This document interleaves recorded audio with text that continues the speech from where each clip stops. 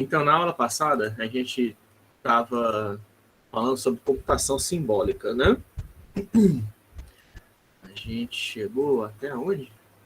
Chegou até aqui, né? Começou a falar disso. Falar das vantagens, né? Que existe entre elas, sendo que ela ocupa um pouquinho mais de tempo, né? Que você, quando você quer fazer a conversão para simbólico, você escreve um número, né? No formato. Deixa eu colocar aqui o Magnifier ligado. Estou transmitindo, né? Minha tela.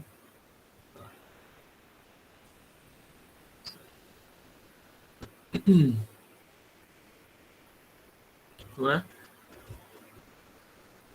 Que você. Cadê? Você coloca um número ou operação, né, no formato de texto, manda ser convertido para formato simbólico, que é essa operação que vai ser executada, né, com precisão arbitrária, né, para você obter qualquer número mais gigantesco ou menor que seja, né, com a precisão que você deseja. Certo? Basta fazer esse sim, né, e escrever o número no formato de texto. Se você colocar no formato numérico, aí lembrando, né, que você tiver um número simbólico vezes um número double, né, que é quando você escreve nesse formato, você sempre está acessando o tipo formato double, que é aquele formato de 64 bits, que é conhecido pelo computador, ele está sendo convertido automaticamente para simbólico, né, o resultado dessa operação é um número simbólico, né. E tem esses tipos que englobam outros, né. Eu falei do Variable Precision Arithmetic também, né, para vocês, que aí você, caso você queira uma precisão, um número, né, que é infinitamente periódico, não dá para ser armazenado no computador, né, mas se você quiser uma precisão um pouco maior para ele, você pode usar esse VPA, né, e dizer quantos dígitos você quer, né. Isso pode ser usado tanto para pi, mas também para Euler, raiz quadrada de 2, né, usando simbólico, tá? Porque nesse caso aqui o VPA ele já considera que o primeiro argumento é simbólico, né? Sendo que aí do caso o que você está querendo fazer, você pode escrever a operação em texto, passar como simbólico, primeiro argumento, dizer que eu quero os 200 primeiros dígitos, né, de raiz quadrada de 2 ou raiz quadrada de 3, que seja, né? Tomando só esse cuidado, tá, quando você fazer isso. Se ele... Tá demorando um pouco. Se você não fizer desse jeito, né, desse jeito aqui, o que ele está fazendo? Ele está pegando o número double, está aplicando a operação de raiz quadrada, né? E depois o resultado é que ele está tentando aplicar a variável precisão aritmética arbitrária, né? Então a gente pode ver aqui a execução desse comando, ó. Quando eu executo o comando desse jeito, usando double e o resultado de uma operação em cima de um double, né? O que tem? Ó? A gente perde precisão rapidamente, né? Ó, em zero, começa a aparecer a opção de zero. Sabe? Na realidade, pode ter uma opção de dígitos aqui que está errado, né? Que está usando o formato double. Mas quando a gente usa, né, usando sim, ó, passando a operação raiz de 3, né, entre, como texto, entrada e pedir 200 dígitos, aí ele calcula de fato, tá, com a pressão correta, os 200 primeiros dígitos de raiz de 3, tá? Certo? Não aparece, não fica 0000 em nenhum momento, né, aqui.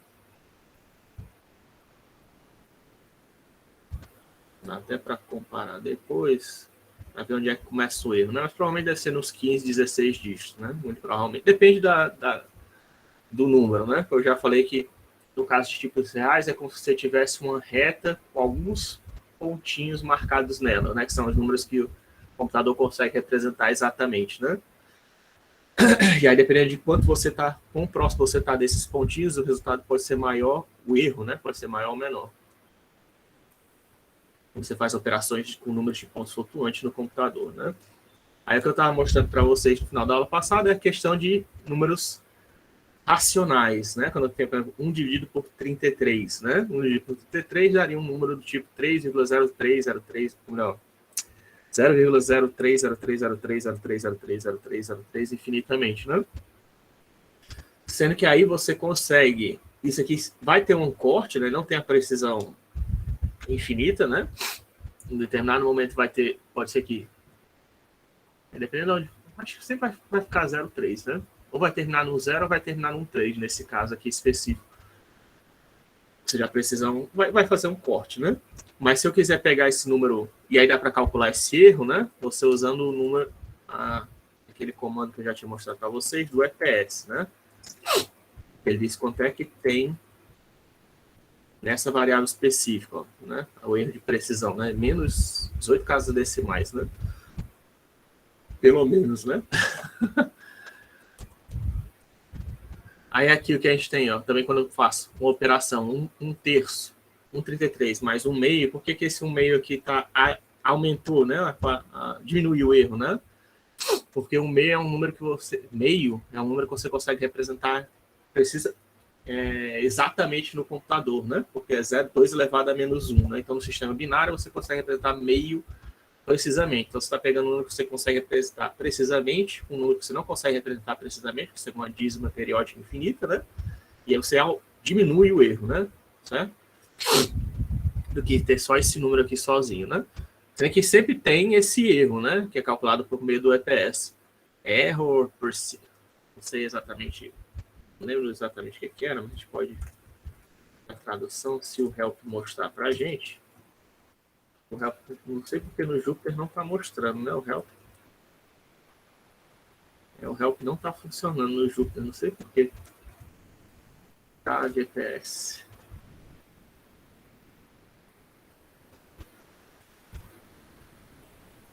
Aí não colocou aqui a tradução. Eu queria saber de onde é que tirou esse nomezinho FPS. Tem um. Depois eu vejo. Aí não diz. Eu sei que tem a ver com precisão, mas não sei se é erro, precision, não sei, não. Enfim. Vocês podem ir atrás disso depois. Mas se você fizer essa mesma operação, né, usando o sim, né, o tipo simbólico, a gente consegue fazer ela de forma exata, tá? Você pode tanto fazer ela assim, dessa maneira, né?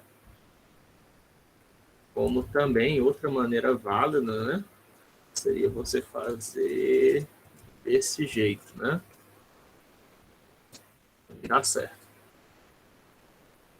Tá? 30, um terço mais um meio, né? 35,66, tá? Aqui, um terço mais um meio, né? 35,66. A operação, né? Estando do lado de fora, não tem problema. Tanto do lado de fora ou do lado de dentro, tá? Você pode passar operadores e até funções, né? Como a gente viu, raiz, colocar raiz aqui, tá? Dentro não tem problema. Que aí ele já vai saber que tudo que está sendo feito ali dentro daquele texto está no formato simbólico, né? É para ser tratado no formato simbólico, se for possível, né? Se não existir o operador, se o operador não lidar com o tipo simbólico, aí você tem que ir atrás de um operador equivalente no pacote simbólico, né? Mas essas operações aritméticas básicas tem, a maioria das funções também tem, mas alguma função aí muito particular, né, para você ir atrás do tipo específico simbólico. Os Y, isso aqui é só para ver que ele é do tipo simbólico, usa 57 bytes, a gente armazenou. Tá. Você já falei disso, não vou falar disso de novo. Vai fazendo a multiplicação, ó, tipo simbólico é 35,66. Se eu multiplicar por 3, né, ele já faz a simplificação do denominador, ou seja, sempre o valor foi exato, né? Aí a mesma coisa aqui, fazendo π dividido por 6 mais π dividido por 4, né? Ele dá um número aproximado em double, né? Se você fizer usar o tipo simbólico, né? Ele dá um número, ó, ele nem tira o π, né? Ele coloca deixa o π no formato simbólico também, né? Então fica 5π sobre 12, né? Que é o que a gente queria, né? A gente quer mais de vocês queira isso, né? Quando pega π sobre 6 mais π sobre 4, você obtém o valor exato, 5 vezes π dividido por 12, né? E obter um número aproximado, né? Vamos ver. Aqui que eu estava falando da aproximação racional, que existe esse comando aqui, hat, tá? Hat, né? Que você faz aquela fração contínua infinita, né? Você tem um número que é irracional. Racional ou irracional? Racional já está implícito, né? Mas irracional. Ou periódico, né? Sim, periódico também já está irracional. Você pode representar ele através de uma aproximação de frações, né, usando esse comando aqui, ration. Tá? Existe um procedimento para fazer isso, mas fazendo ration já te dá uma boa aproximação, por exemplo. Quer dizer, uma aproximação razoável, né, do valor de π, como seria se em formato de fração. Né? O mesmo pode ser feito com rat, né? Certo? Mas também já dá um número aproximado para o valor de Euler, né? O número de Euler usando razões, né? O que mais aqui?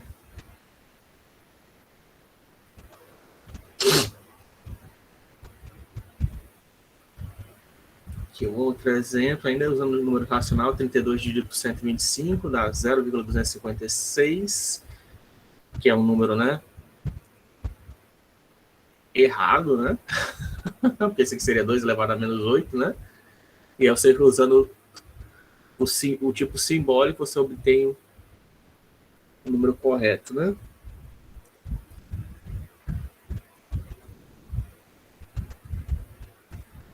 Como é que seria? Não, tá certo, né? Aparentemente tá certo. Eu tô... 32,125. Sim. O que mais? Fora isso, né? Isso aí são manipulações algébricas do tipo simbólico, né? Mas também existe um jeito de você configurar o modo como é que essas equações simbólicas são exibidas, né? Isso é através desse comando aqui, simppref, tá? Symbolic preference, ou preferência do tipo simbólico, que aí ele tem essas três opções aqui, tá? Só para vocês saberem, né? Porque dependendo de como você vai exibir a fórmula, isso daqui, né, pode ser usado para fazer cálculos, às vezes, complexos, tá? Por exemplo, deixa eu ver aqui. Sim.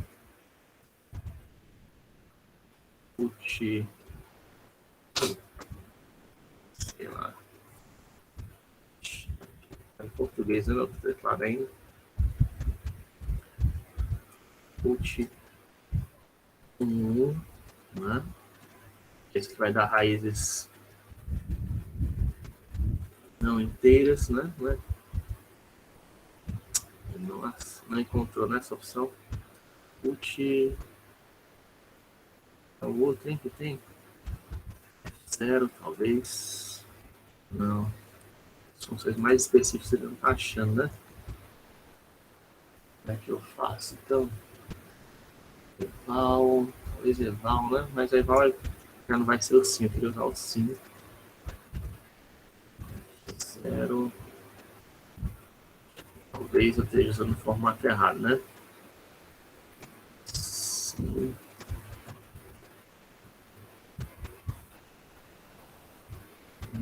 Desse jeito. Felipe Amorim. Alô? Alguém tá com o microfone ligado?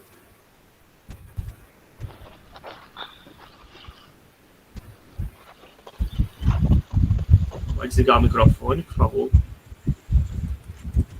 Enfim. Queria mostrar aqui. Deixa eu mostrar isso. Eu tenho um exemplo ali mais na frente, que a gente vai ver isso.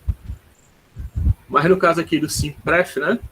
Que a gente pode mostrar esse flat axe Unicode. É porque para você poder exibir. Aqui tá mais, já mostra um pouquinho, tá? Mas é só questão de quais são os caracteres, qual tipo de codificação de caracteres que é usada para exibir as fórmulas, tá? Porque aqui tá, no caso de fração ainda tá simples, né?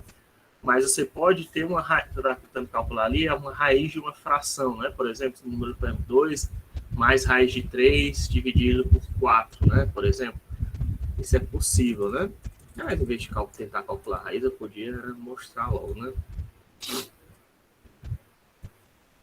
Pode fazer esse tipo de coisa aqui, né? 2 mais R3 dividido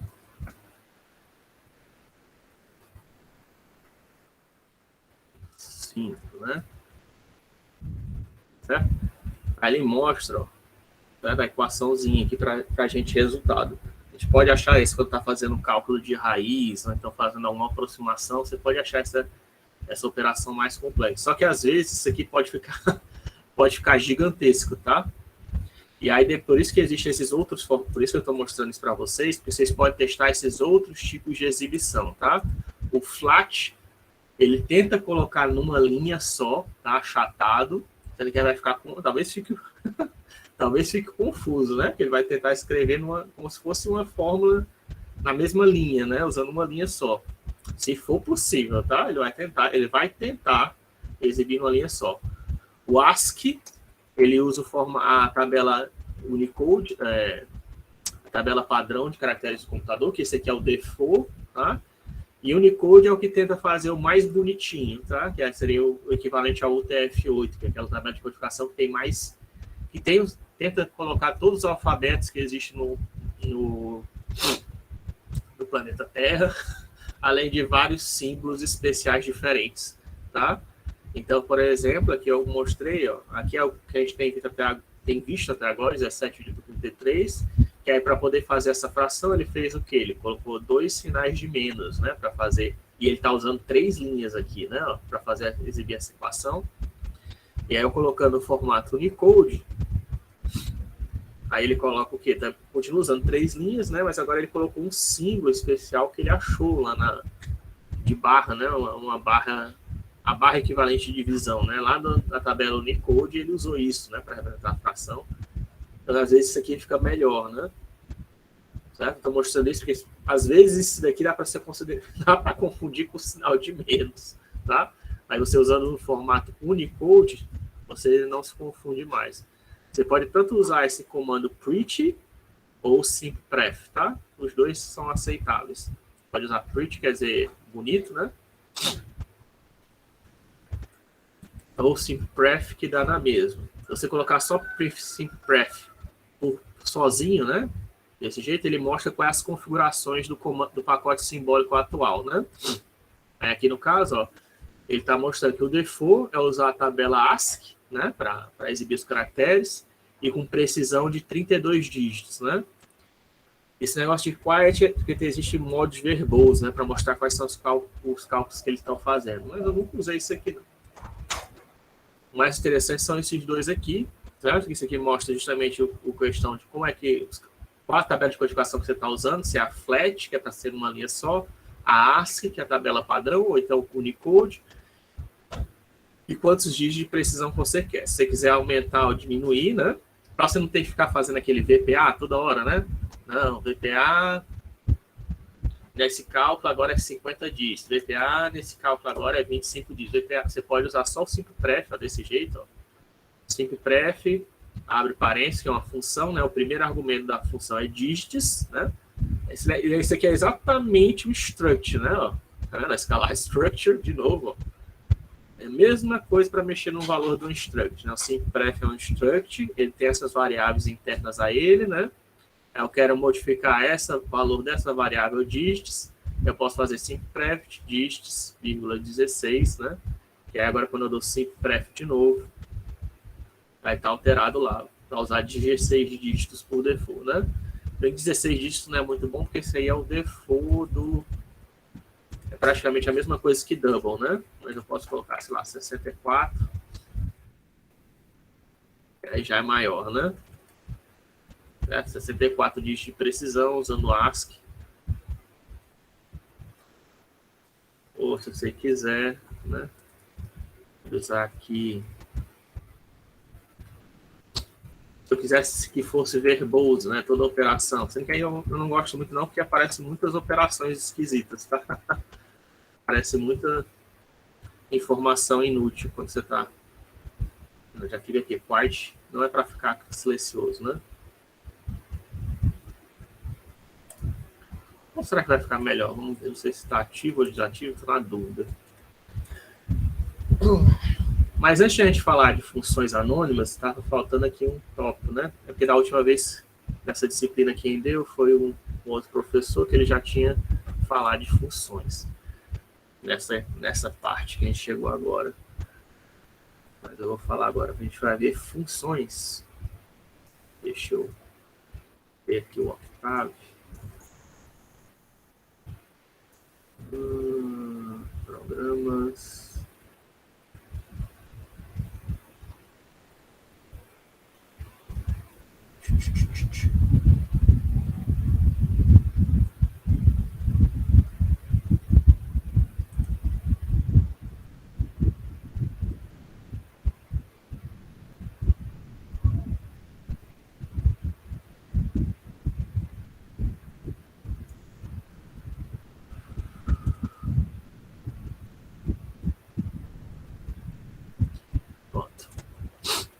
Antes de a gente falar de funções anônimas, eu só queria mostrar para vocês o que é uma função, né? Então, até agora, a gente só tem usado funções. E eu estou falando isso, tá? Porque a gente vai usar aí funções simbólicas, né? A gente vai mexer com funções simbólicas. Tem vários tipos de funções no Octave, tá? A função normal, tem a função anônima e tem a função simbólica, né? Então, antes de eu falar da função simbólica, eu queria só mostrar para vocês o que é a função normalmente que é comum, né? Mais comum. Vocês devem estar fazendo trabalho, eu imagino, né? Vou fazer aqui teste, o meu programa, né? Você quer chamar de script, tá? Você cria eu vim aqui no editor do Octave, criei um arquivinho, né? Aqui em File, New Script, né? A gente já coloca aqui New Script, tá vendo? Aí você coloca o nome e aqui você pode fazer todos aqueles comandos que a gente fez até agora, né? Por exemplo, x igual a assim, né? O meio, né? A y igual a assim, 37 13, né? Avos. Aí fazer que x elevado a y, né? X elevado a y, tá? E aí, para eu executar esse programinha aqui, mini programinha que eu fiz aqui de 3 linhas, né? O que eu faço? Eu venho aqui em Command e coloco o nome do meu script, né? Não precisa colocar o meu ponto, não. Só mandar executar. Ele está falando que não foi carregado pacote simbólico. Então, nesse caso aqui, a gente coloca pkg load sim, o pacote simbólico, né? Não está instalado? Pkg load sim. Eu instalei no... Vai ver, eu instalei no Jupyter, não instalei, estranho ter instalado no Jupyter, tem que instalar no outro. Mas fica instalar o pacote simbólico, é só fazer isso, né? Instalar o Force Symbolic.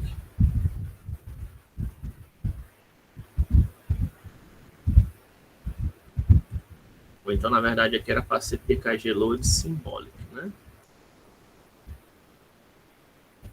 Eu ter colocado o nome do pacote errado, né?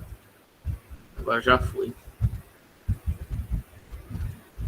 O problema é que agora trava, né? Ele está acessando, está tentando instalar.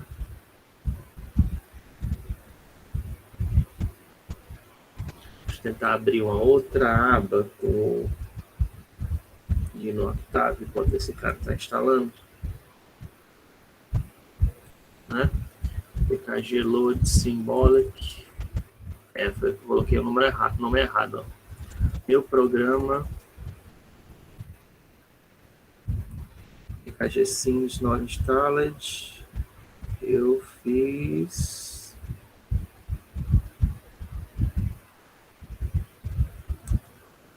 cadê meu programa?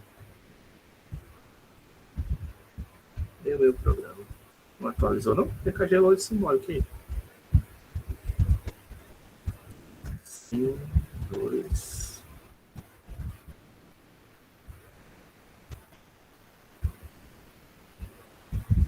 Bizarro.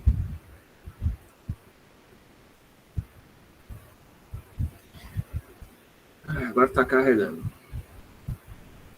Não sei que o pkg load symbol. Será que eu escrevi de novo o pacote, não do pacote errado? Agora deu certo. Vai entender. Nós está vendo que está aparecendo todas essas coisas aqui é por causa que provavelmente no Simpref o Quiet, deixa eu colocar aqui o Quiet como se colocando Quiet como 1, ele diminui esse tanto de informação, né? Quiet 0. Então aqui ele executou, ó, finalmente, tá? Porque demorou, não sei. Talvez é porque estivesse instalando, né? Na outra aba aqui. Talvez ele estava instalando na outra aba, e por isso que que é o mesmo programa, né? Na verdade, está em duas abas diferentes, mas eles compartilham o mesmo diretório, né? Então, talvez estivesse atrapalhando. Mas, enfim, quando você tem o corretinho aqui, né? PKG load symbolic, cria um programinha que pega uma fração, cria uma fração simbólica e salva em x, cria uma fração simbólica e salva em y, realiza a operação x elevado a y, disp é para exibir, tá? O seu programa, se aqui fosse o programa, né? O seu trabalho, você tem que colocar aqui, carrega, colocar a descrição, carrega, pacote simbólico, né?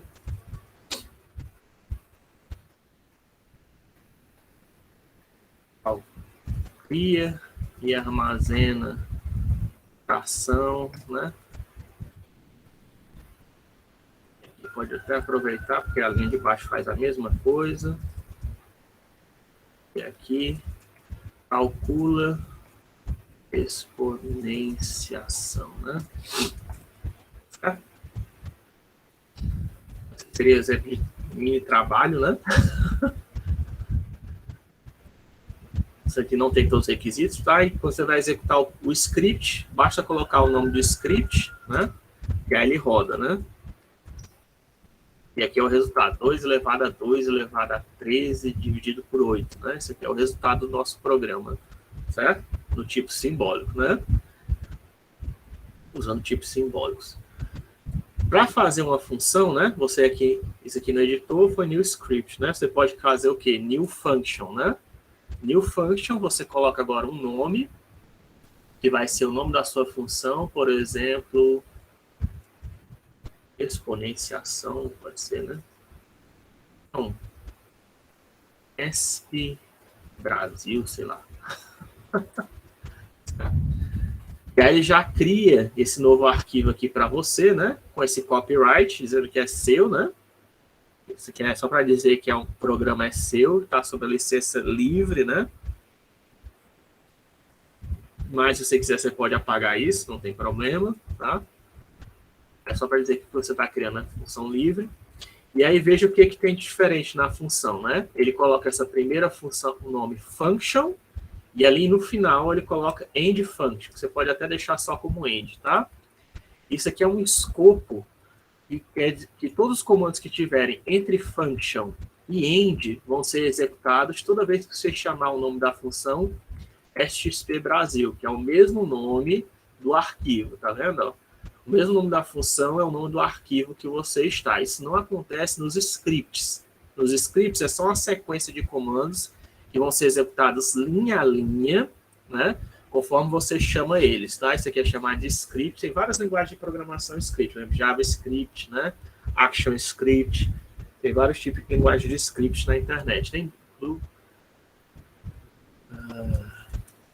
que outros scripts tem? Mas essas linguagens de script, elas funcionam desse jeito, tá? Bash também é um script. Que você tem um arquivo de texto, aí cada linha é executada uma após o outro, similar como a gente tem feito lá no Jupyter, tá? Cada linha é executada uma por vez, sendo que o resultado ele não é mostrado. A única diferença lá do Jupyter é que toda vez que eu executo uma linha, ele já me mostra o resultado, né? No arquivo de script, não. Ele executa todas as linhas e depois me mostra o resultado, né? A única diferença é que o Jupyter ele é interativo, né? Por isso que eu recomendo que vocês usem o Jupyter, né? Que você executa uma linha e mostra o resultado. Executa uma linha. Também dá para mostrar aqui no Command Window, né? O Command Window faz a mesma coisa, né? X igual a 2, ele mostra o resultado. X mais 3, X mais 2, ele mostra o resultado, né? É a mesma coisa, né? O script, a única diferença é que ele não mostraria esses dois caras aqui, né? Se eu fizesse um script. No script, quando eu faço isso daqui, ó, X igual a 2, né? X mais 2, né? Por exemplo. Ele não me mostra, ele vai mostrar só o resultado. Ele apareceu a mesma coisa que apareceu aqui em cima, ó, x e 2, e aqui é essa igual a 4, né, que é a saída desse comando x igual a 2, a saída é isso aqui. X mais 2, a saída é esse ans igual a 4, ó, a gente vê que aparecem as duas saídas, tá vendo? Mas só que não deu para ver quais são as linhas que estão sendo executadas, ele só mostrou o resultado do script, né? Quer dizer o quê? Que ele executou tudo isso e me retornou o resultado. Na prática, ele está mostrando o resultado um após o outro, tá? Só que acontece tão rápido que a gente vê só o resultado tudo agrupado de uma vez. Não aparece agrupado por linha, né? Isso é um script, tá? Isso é uma forma básica de programação. Não é inválida, tá? Mas eu recomendo. Eu, sinceramente, eu mostrei ela para vocês porque a gente tinha que fazer o primeiro trabalho, né? E o primeiro trabalho eu não queria cobrar de vocês funções ainda, que eu já vou cobrar para o segundo trabalho. Mas o correto de programação é você trabalhar com funções, você criar uma função. Que você quer realizar alguma operação, seja ela qual for, e toda vez que você quiser repetir aquela operação, você tem uma função que realiza aquela operação. Então, o que você faz de diferente é você pegar esses caras aqui, isso que eu acabei de colocar aqui, né? Ctrl C, colocar aqui dentro, ó, certo? O mesmo script que eu tinha ali antes, ó, eu coloquei agora dentro de uma função, tá? Se você quiser, você pode fazer isso aqui, é chamar de indentação, colocar para deixar mais organizado, certo? Mas aqui eu tenho, isso aqui é só para, né, escopo, tá? Mais ou menos, se isso aqui acontecer com você, ó, é para você esconder ou exibir o conteúdo de uma função, porque você pode ter várias funções no mesmo arquivo. Só que o arquivo só pode ter só uma função vai ser a que é chamada pelo arquivo, né? Essa função é que aparece primeira e deve ter o mesmo nome do arquivo, né? Quer dizer, quando eu executar XP Brasil, vai chamar o conteúdo dessa função. Pode ter outras funções aqui embaixo que são usadas por ela, né? Para fazer funções auxiliares, né? Mas, em geral, você só pode acessar essa função daqui, com o mesmo nome do arquivo, tá? E aqui o que a gente tem? A gente tem o quê? Tem uma variável de retorno, né? Que no caso aqui é retval, quer dizer que vai receber o resultado dessa operação aqui aplicado pela função XP Brasil. E aqui a gente tem duas variáveis de entrada, chamada input 1 e input 2, certo? Que aqui no caso eu não vou chamar de input 1 e input 2, vou chamar de, sei lá, fração 1 e fração 2, eu não posso usar cedilha nem acento, né? Porque esse aqui é o nome de variável, fração 1 e fração 2. E aí, em vez de colocar aqui, ó, meio, eu vou fazer o quê? Eu vou colocar fração 1, fração 2, certo? Aí eu vou aplicar, vai converter isso aqui para simbólico, né? E aí, retval, em vez de ser retval, eu vou colocar a variável desse nome, vou chamar ela de saída, eu preciso saída, como nome de variável. E aí, em vez de exibir, a gente vai realizar a mesma operação, só que a gente vai armazenar o valor na variável saída. Certo? Só fiz uma modificaçãozinha aqui na mesma função que a gente fez para transformar isso aqui numa função. A XP Brasil, que recebe duas frações de entrada no formato de texto, né? Tá? Aí ele vai fazer um cálculo, que é x elevado a uma fração elevada a outra, né? E retornar um resultado na saída, né? Tá? Desde que o comentário continue o mesmo, ó, nem modifiquei o comentário, que é a mesma operação, né? E agora eu salvo isso. E aí qual é a vantagem agora? Que eu tenho uma função chamada XP Brasil, que eu posso até testar, né? Se eu usar os mesmos valores de antes, eu tinha usado aqui para o meu programa, né? Era o mesmo valor de antes, era 1,5 e 37,13, né? Para resultar o mesmo, para dar o mesmo resultado de antes, ó, né? Só que agora eu tenho algo mais potente, né, do que o script, porque agora eu posso só chamar a função com outros argumentos, né? Ó, tá? Qualquer outros argumentos que eu queira, né? E ele já vai fazer o cálculo para mim, ó, tá? 5, 7, 8, né, por exemplo. Tá vendo? Qualquer argumento que eu queira, né, eu passo, ele já me dá o resultado. Essa é a diferença de função, tá vendo? Quando eu executo um script, ó, eu só coloco o nome do script, eu não estou passando argumento nem nada para ele, né? Ó. É só o nome do script, ele sempre vai realizar a mesma operação, a mesma sequência de passos, né? Que está escrito lá no arquivo, né? Quando a gente cria uma função, a gente consegue modificar dizendo quem são as variáveis de entrada, né? E quem são as variáveis de saída. Fica mais organizado, né? Porque no script eu não sei quem são, não fica claro quem são as variáveis de entrada do meu programa e quem são as variáveis de saída, como vocês devem ter feito no trabalho de vocês, né? Que eu acho que tinha 3 variáveis de entrada, 3 variáveis de saída. Com a função fica bem claro, né? Que as variáveis de entrada elas vão aparecer aqui entre parênteses, separadas por vírgula, e as variáveis de saída também vão aparecer aqui, só que entre colchetes, tá? Se tiver mais de uma, você pode fazer aqui, ó. Saída 1, saída 2, tá? Quantas saídas você quiser. Poderia colocar aqui, de repente, saída 2, saída 1, sei lá, igual a OK. E aí, quando eu executo o programa, ó, ele retorna por default quem? Só a primeira saída, né? Sendo que se eu quiser pegar a segunda saída por algum motivo, aí faz aquela que a gente já fez, né?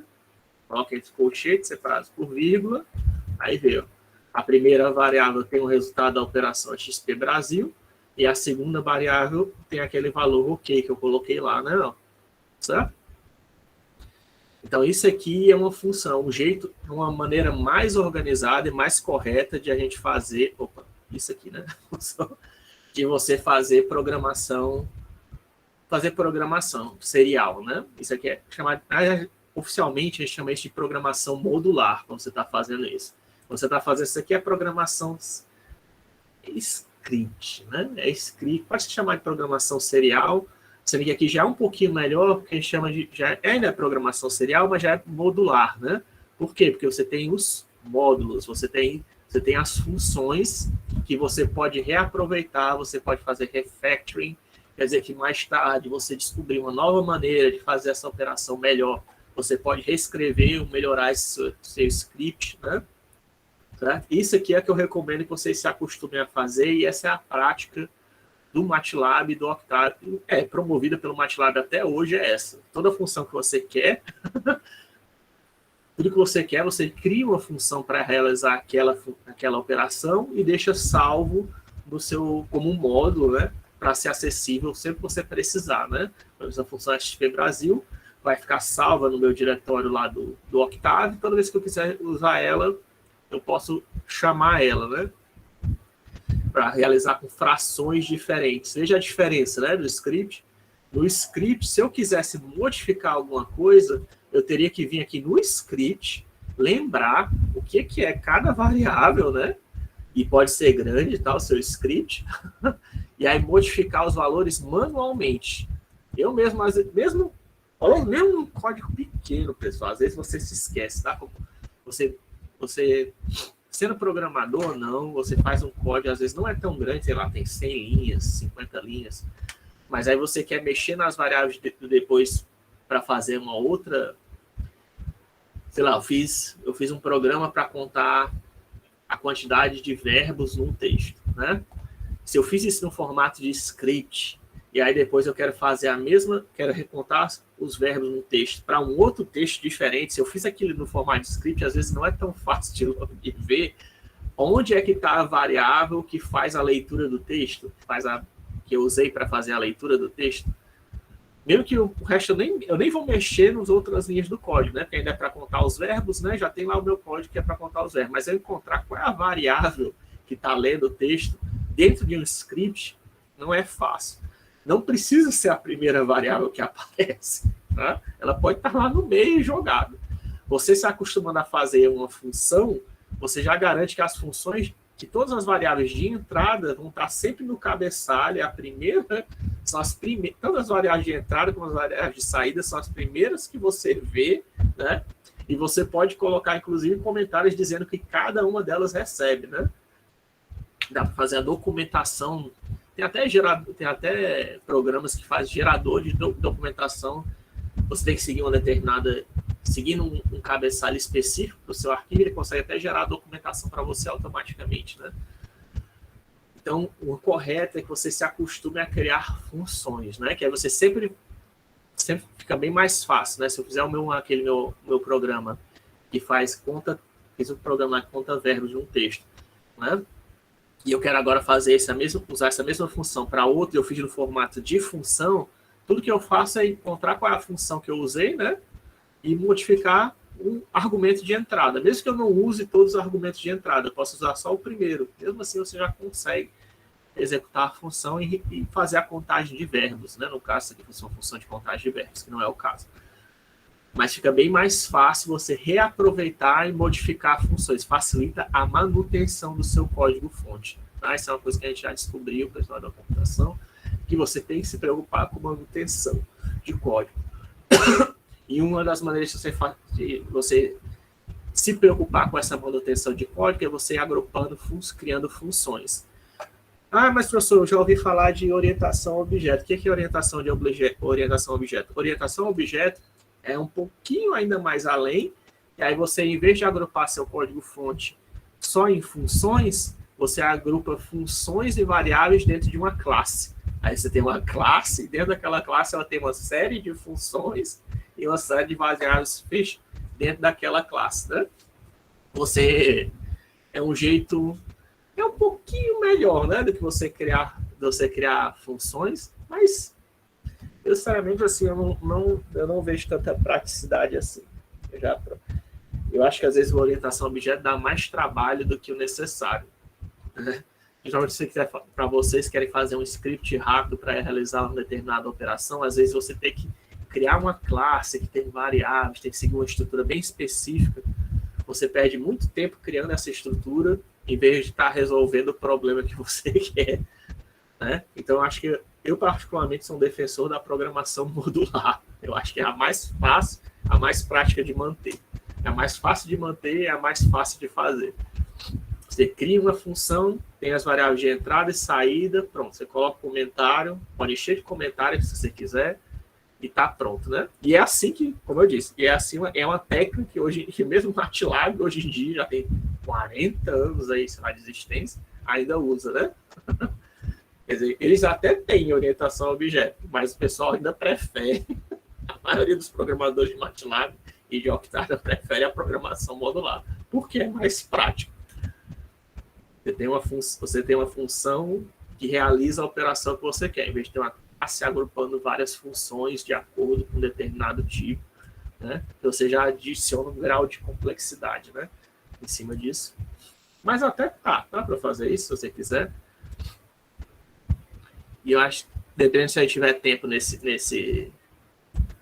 dependendo de quanto a gente avançar, mais para o final da disciplina eu mostro para vocês, tá? Como criar isso. Mas o básico para vocês saberem é função, certo? E tudo que você precisa fazer para criar uma função é aquele mesmo script que você fez no trabalho, sendo que aí você coloca function, as variáveis de entrada, de saída entre colchetes separadas por vírgula, são iguais ao nome da função, que é o mesmo nome do arquivo, abre parênteses, fecha parênteses e coloca o nome das variáveis de entrada separadas por vírgula. É saída, nome da função, entrada. Saída, nome da função, entrada. Eu sei que não é muito intuitivo, mas você pode só, qualquer coisa, você está usando o Octave, né? Você pode vir só aqui em New Function, né? New Function, colocar o nome da função, ele já vai criar um arquivo para vocês desse aqui, default, né? New Function, abobrinha, né? Qualquer nome que você queira, ok. Ele já vai criar para você um arquivo, ó, já mais ou menos com a licença dele, mas você pode apagar isso. E ele já vem até com mais ou menos com um comentário aqui, né? Ó, mostrando como é que faria para criar um comentário. Mas aqui tá, no final, ó, function, hatval, igual a abobrinha, input 1, input 2. Aí se você souber inglês, né? Input quer dizer entrada 1 e entrada 2. Hatval quer dizer valor de retorno, tá? Return value, em inglês, né? Valor de retorno, né? Então, ele coloca só uma variável de saída e duas variáveis de entrada por default, né? Um operador binário, mas não precisa, tá? Você pode colocar quantas variáveis você quiser de entrada, quantas variáveis você quiser de saída, e a gente vai ver ainda no futuro que existe até um nomezinho,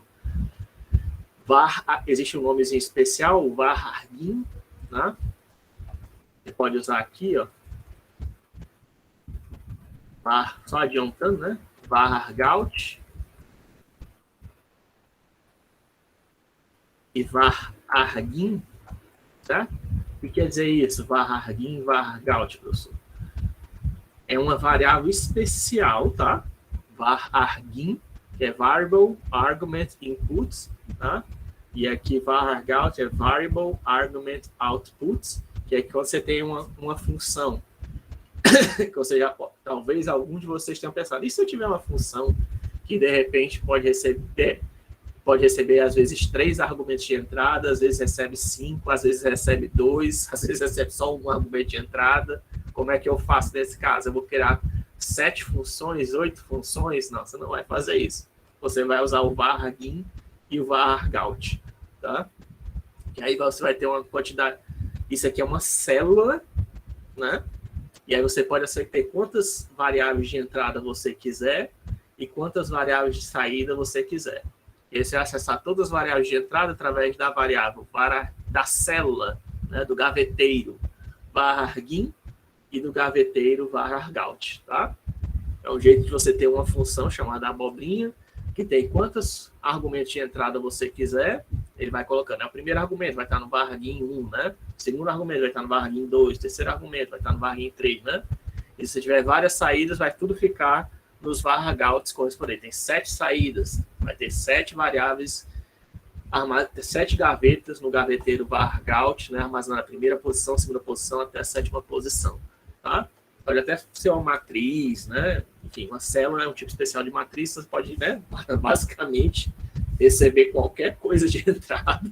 Você pode fazer uma função que recebe o que for de entrada e retorna o que for de saída, usando var argin e var argout, né?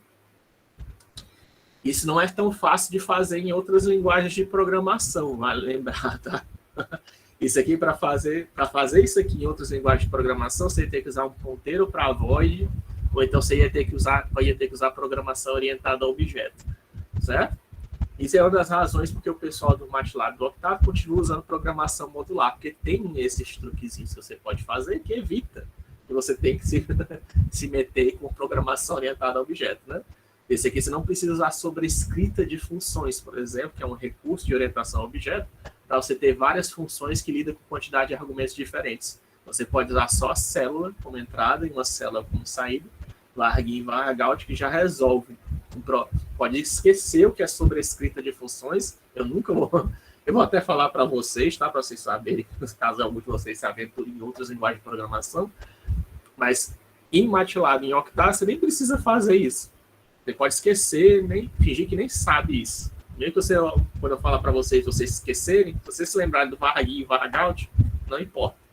Pode usar isso aqui, que funciona.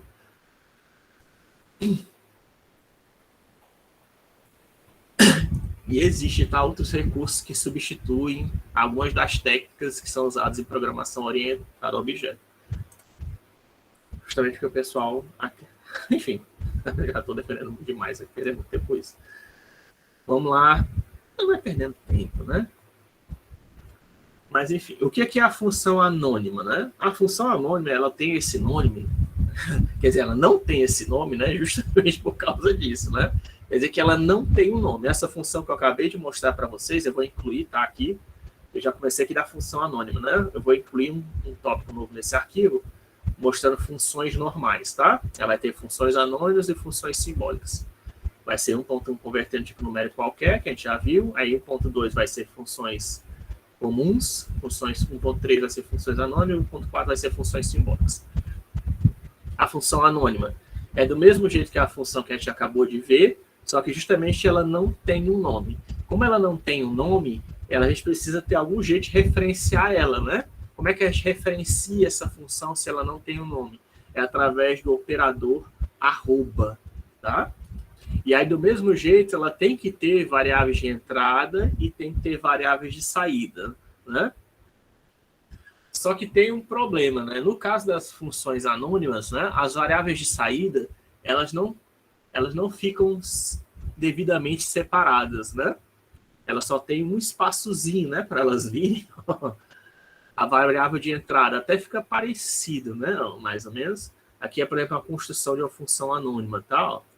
No caso de polinômio, né, você teria coloca um arroba, que seria o nome da função, abre o parênteses, aí tem todas as variáveis de entrada, né? Não tem aquele negócio de function, não precisa nem ter arquivo, tá? Para elas não precisam ter arquivo, porque não tem nome, né? E o nome do arquivo não é o nome da função, que eu mostrei para vocês. Então, se ela não tem nome, como é que você vai criar um arquivo para ela? Você não cria, né? Elas vão ser executadas no meio de um script, ou então no meio de outra função, tá? E essas são funções auxiliares, em geral. Eu coloco arroba para o nome dela, abro parênteses, coloco aqui quantas variáveis de entrada eu quiser separadas por vírgula, e aí eu tenho uma operação, que o resultado dessa operação vai ser a nossa variável de saída. Se eu tiver mais de uma operação, aí se eu não me engane, você pode fazer... Eu não testei isso ainda, mas eu acho que dá para você fazer algo assim, né? E aí ele retorna... Exatamente. Aí você coloca as variáveis de saída agrupadas. Deixa eu colocar... Vou primeiro mostrar o simples, tá? Aqui é o exemplo mais simples, ó, que eu tenho uma variável de saída, uma variável de entrada, né? E uma variável de saída, né? Isso aqui seria equivalente àquela função que vocês estão acostumados, o fx igual a 3x mais 5, né? Uma função de linha, né? Uma função linear a x mais b, né? Certo? Como é que essa função, escrita no formato de função anônima, ela vira desse jeito, ó. Arroba, abre parênteses, coloca aqui quantas funções variáveis você quiser, de entrada, e aqui tem uma variável de saída terminada com ponto e vírgula, certo? E você acabou de criar uma função, né? Uma função anônima. Sendo que aqui no caso, como eu não estou salvo, eu tenho que salvar essa função anônima em algum lugar, né? O comum é você salvar numa variável, né? Como eu não estou salvando em nenhum lugar, ele vai ser salvo aonde? Vai ser salvo na variável ans, certo? Então, se eu executar ans3, eu acabei de transformar ans. Eu falei que ans para vocês é uma variável, né, em geral, mas nesse caso aqui, ó, eu acabei de transformar ans numa função, tá? Porque eu criei uma função anônima e eu não armazenei em lugar nenhum, né? E aí, como eu não armazenei em lugar nenhum, não dá para criar um arquivo, porque ela não tem nome, né? E eu não coloquei ninguém aqui do lado esquerdo para receber essa função, ela foi armazenada em ans, e aí a nossa variável, função ans, pode receber argumentos, né, para fazer o cálculo da reta, né? Ans3 vai fazer o quê? 3 vezes 3 mais 5, né? Que é 9 mais 5, 14, né? Tá? Ou então, ans 5 mais i, né? Um número complexo, né? Por exemplo. Opa. Vou colocar aqui talvez assim. Ele não deixou acessar. O que foi? Subscripts must be real. Forgot. Ah, porque ele sobrescreveu, né? O valor da função. Entendi. Entendi. Só que aí o que aconteceu? Nesse caso aqui, deu ans igual a 3, e como eu não salvei de novo, ele sobrescreveu agora a função que a gente tinha salvo com o valor 14, né? Isso estava dando erro ali. Então, o correto é você pegar uma função anônima e sempre salvar numa variável. Por exemplo, aqui, f. Tá? Eu não quero fazer essa equação aqui, f de x igual a 3x mais 5, como é que ela fica em função anônima? Ela fica sendo como f igual a arroba, abre o parênteses x, 3x mais 5. Tá? E aí agora eu posso usar ela para executar a função, o f. Né? O f ficou sendo o nome da minha função. F3 dá 14, do mesmo jeito que antes. E aí agora se eu fizer f de 5 mais i, né? O que eu tinha feito, ele calcula corretamente, né? 20 mais 3i, né? Ele fez o quê? 3 vezes 5, 15, né? Mais 3i, multiplicou por 3, né? Que é um número complexo. Então ficou 15 mais 3i, mais 5, sendo que 5 é só real, né? Aí soma só com a parte real, e dá 15 mais 5, 20. Então fica 20 mais 3i, né? Corretamente. Tá? Isso aqui é uma função anônima, né? E como é uma função anônima, acho que dá até para fazer isso aqui, né? G igual a F. E aí usar o G para calcular, por exemplo, sim SQRT de 2. Certo? Aqui no mesmo caso, ó, como para você ver que isso aqui não é uma função anônima, não é uma função tradicional. Ó. O que eu fiz? Eu criei uma variável g que vai ser uma cópia da função f, né? Ó.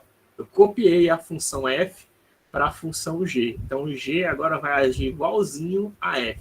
Esse conteúdo que eu armazenei em f, e é uma função anônima, ó, eu armazenei uma função anônima em uma variável, né? E agora eu copiei o conteúdo da variável f para a variável g. Então, agora g também é uma função anônima. F é uma função anônima e g é uma função anônima. Então, eu posso usar o g da mesma maneira que eu uso o f. Ó. G, sim, SQRT de 2, ele vai calcular a função g, que é uma função linear, né? Em cima de raiz de 2, e ele calcula corretamente, com precisão arbitrária, né? Ó, 3 vezes raiz de 2 mais 5, né? Tá? Aqui é 3x mais 5, né? 3 vezes raiz de 2 mais 5, o resultado retorna corretinho, bonitinho para a gente, né? Tá? Eu vou até colocar isso aqui para baixo. Ó, certo? E colocar esse g igual a f aqui para baixo também. Para vocês verem, né? Que aí primeiro eu criei a função anônima e armazenei na variável f. Estou chamando f de 3, que deu 14, né? Porque 3 vezes 3, 9 mais 5, 14. Depois eu fiz f de 5 mais i, né? Que aí dá 3 vezes 5, 15, mais 5, 20, 20 mais 3i, né?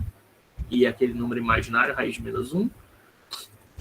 E aí quando eu faço g igual a f, quer dizer que agora g também vai ser uma função anônima, né? Por isso que eu demorei, tá? Para falar de função anônima, por causa que tem essa complicação, né? Sim, quer dizer que esse tipo aqui, raiz de 2, vai ser calculado no formato simbólico, com precisão arbitrária. Quantas variáveis que ele está salvando por default? 64, né? Que foi o que a gente calculou lá em 5pref, né? A gente calculou 5pref que o default é 64. Se eu quiser aumentar mais, eu vou ter que usar, para usar mais casos decinais, eu tenho que usar o VPA, ou então tenho que mudar lá o 5pref, né? Bem que nesse caso aqui ele vai deixar no formato de raiz de 2 mesmo, nem vai calcular, né? Mas, enfim. Mas se precisasse, né, calcular, a precisão que ele ia, se você quisesse retornar um número, né, em torno disso aqui, ele retornaria um número com um número para aproximar essa expressão, né? Ele retornaria 64 dígitos, né?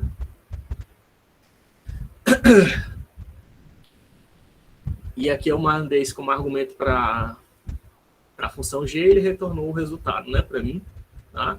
Isso é a função simbólica, né?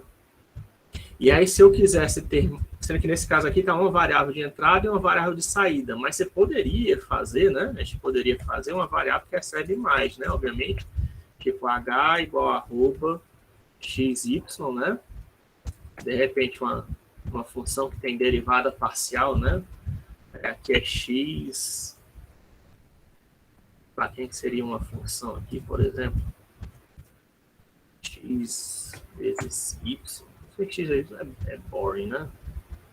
A derivada de x seria y, a derivada de y seria x, né? Assim, né? Algo assim. Dá para fazer, né? E aí você retorna, por exemplo, h 2, 3, né? E aí retorna as duas variáveis de saída, ó, 3, 2, né? Invertido. Bem simplesinho, né? Mas só para mostrar. Se você tiver duas variáveis de saída, você pode também ter duas variáveis de entrada, duas variáveis de saída, né? Sendo que as variáveis de saída vão estar separadas entre colchetes e as variáveis de entrada, do mesmo jeito que a função, né? Certo? Na nossa função que a gente criou aqui num arquivo, né? Ó, as variáveis de saída estão entre colchetes e as variáveis de entrada estão entre parênteses, né? Certo? A mesma coisa com função anônima, ó.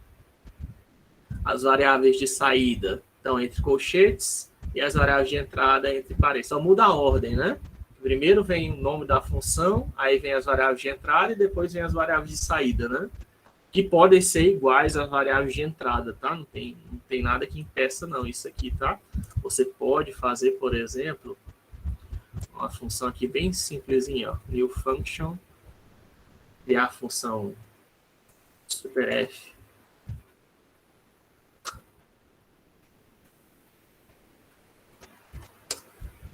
função superf, que é, ó, do tipo aqui, ó, x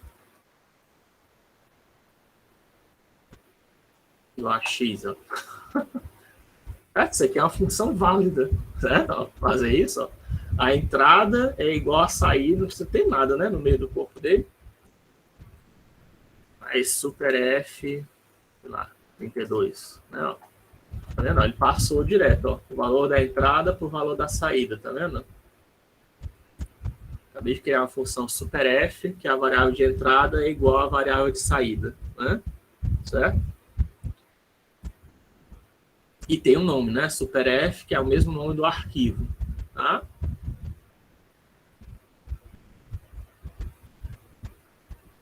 Certo? Aqui é parecido, né? Você quer tem duas variáveis de entrada e duas variáveis de saída.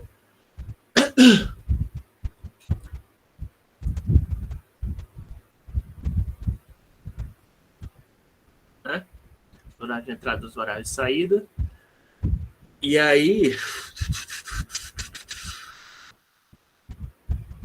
duas variáveis de entrada, duas variáveis de saída. Você quer na variável de as variáveis de saída estão invertidas, né? Troca o x e o y fica trocado, y e o x. Mas uma rotação, né? Em 90 graus também. Pode ser a função de rotação de 90 graus, né? Se bem que rotação de 90 graus teria que estar menos y, né? Mas, enfim, não é rotação, não. É só inverter, né, as variáveis.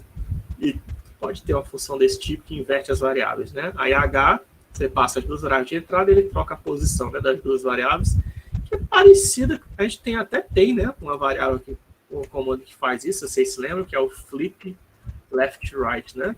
E aí se eu passo para ele 2 e 3, ele inverte para mim, né? Torna 3, 2, né?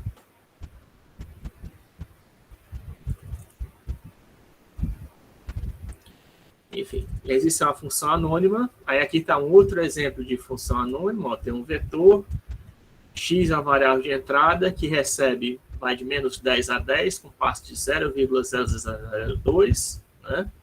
Vai criar sei lá quantos números aqui. Aí eu aplico todo mundo em cima, salvei aquela mesma função de antes na variável y, e agora eu aplico todo em cima de todos, só os 10 primeiros valores, né, desse cara aqui. Só um exemplo, né, de outras operações que a gente pode fazer, né? O que ele fez aqui? Eu criei um vetor. Aí eu passei esse vetor como argumento de uma função e ele aplicou para cada posição desse vetor essa equação aqui, 3x mais 5. Tá? É por isso que eu quero...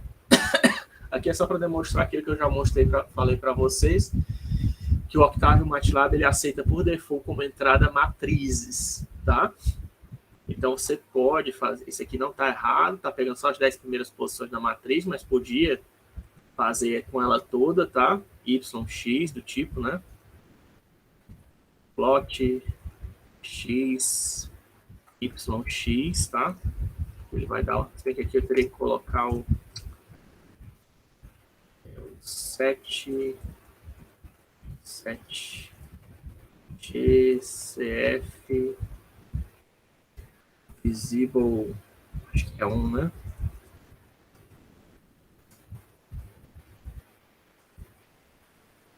Ah, já está aqui embaixo. Não sei para que eu estou fazendo de novo.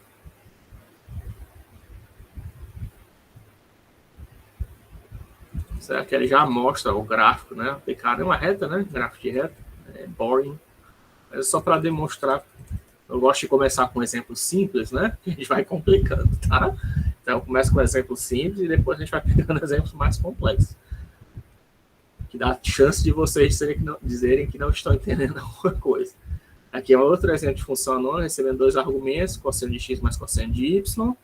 Sendo que agora eu vou fazer uma coisa um pouquinho mais complexa, tá? que aqui no caso é uma função que recebe 2 argumentos e retorna um valor. Nesse caso aqui, como é uma função que recebe 2 argumentos e retorna um valor, eu consigo fazer uma superfície para exibir no espaço 3D, né? É como se fosse uma função de altura, né? E aí, como é que eu faço? Isso aqui que eu acabei de mostrar para vocês, o plot, é parecido com o que eu acabei de fazer aqui no plot, tá? Isso aqui, no caso, como é uma função que retorna em uma variável de entrada e tem uma saída, né? Isso aqui é a variável função tradicional, né? Eu tenho x de entrada, o y é a saída, que é a minha função, e aí eu quero dar o plot dela, né? E dou plot x, yx, né? Só que agora o que eu quero fazer, como eu tenho 2 variáveis de entrada e uma de saída, já não dá mais para a gente criar um vetor. Eu preciso de uma matriz, né? Que mapeie todo o espaço que eu estou querendo plotar a função, uma função de altura, né? E aí, qual o comando que a gente usa para isso? Existem vários comandos, tá? No Octave, no MATLAB. Um deles é esse aqui, é o Mesh Grid, tá? O Mesh Grid, no caso aqui, e também tem o ND Grid, tá? O Mesh Grid eu acho que ele só funciona para 2 dimensões, se não estiver enganado. Mas eu tenho o ND Grid também. Deixa eu logo ver aqui se eu não estiver enganado.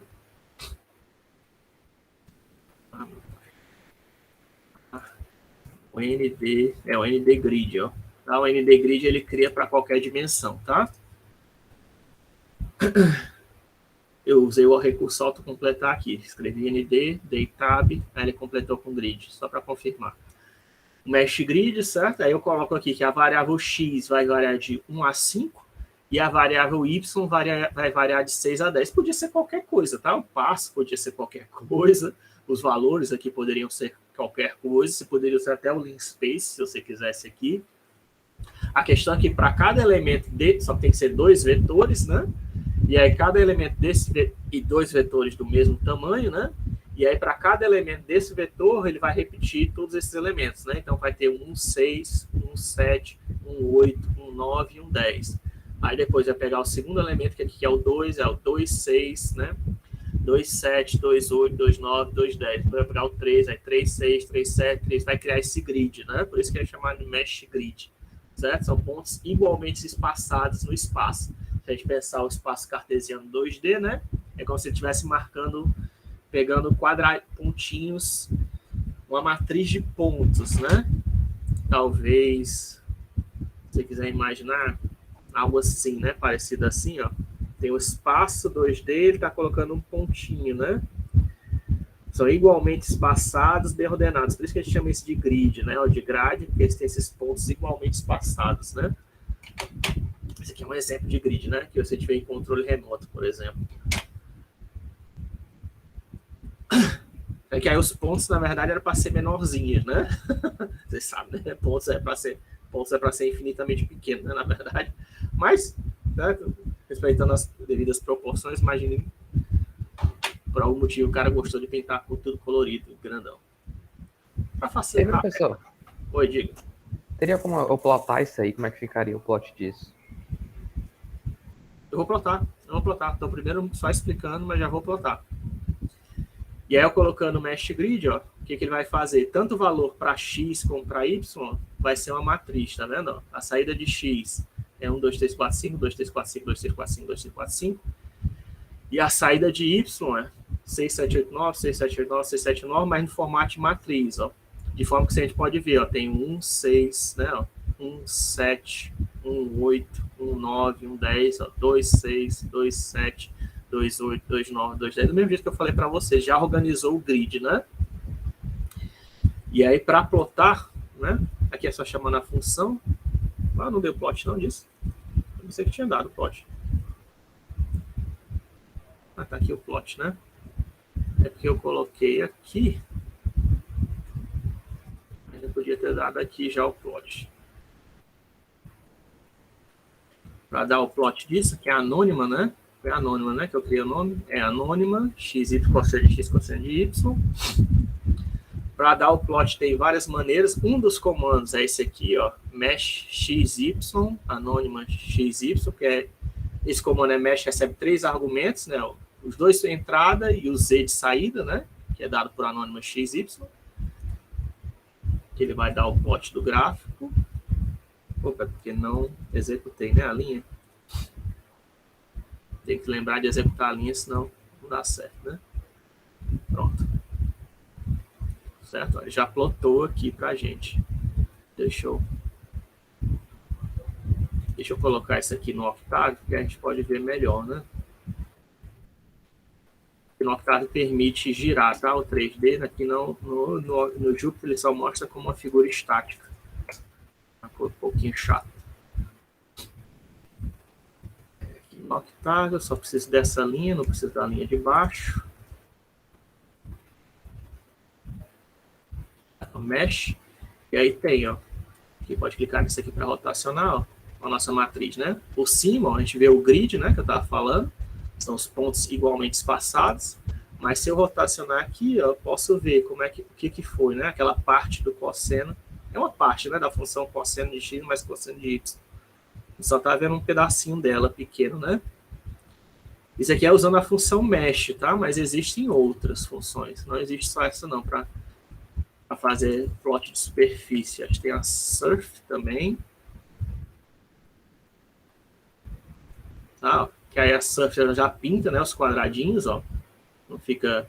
O mesh, ele mostra... Mesh quer dizer malha, tá, em inglês, e ele mostra como se fosse aquelas linhas coloridas, né? Isso aqui você pode configurar, tá? Quem são essas cores? Isso aqui é dado pelo Color Map, se eu não me engano.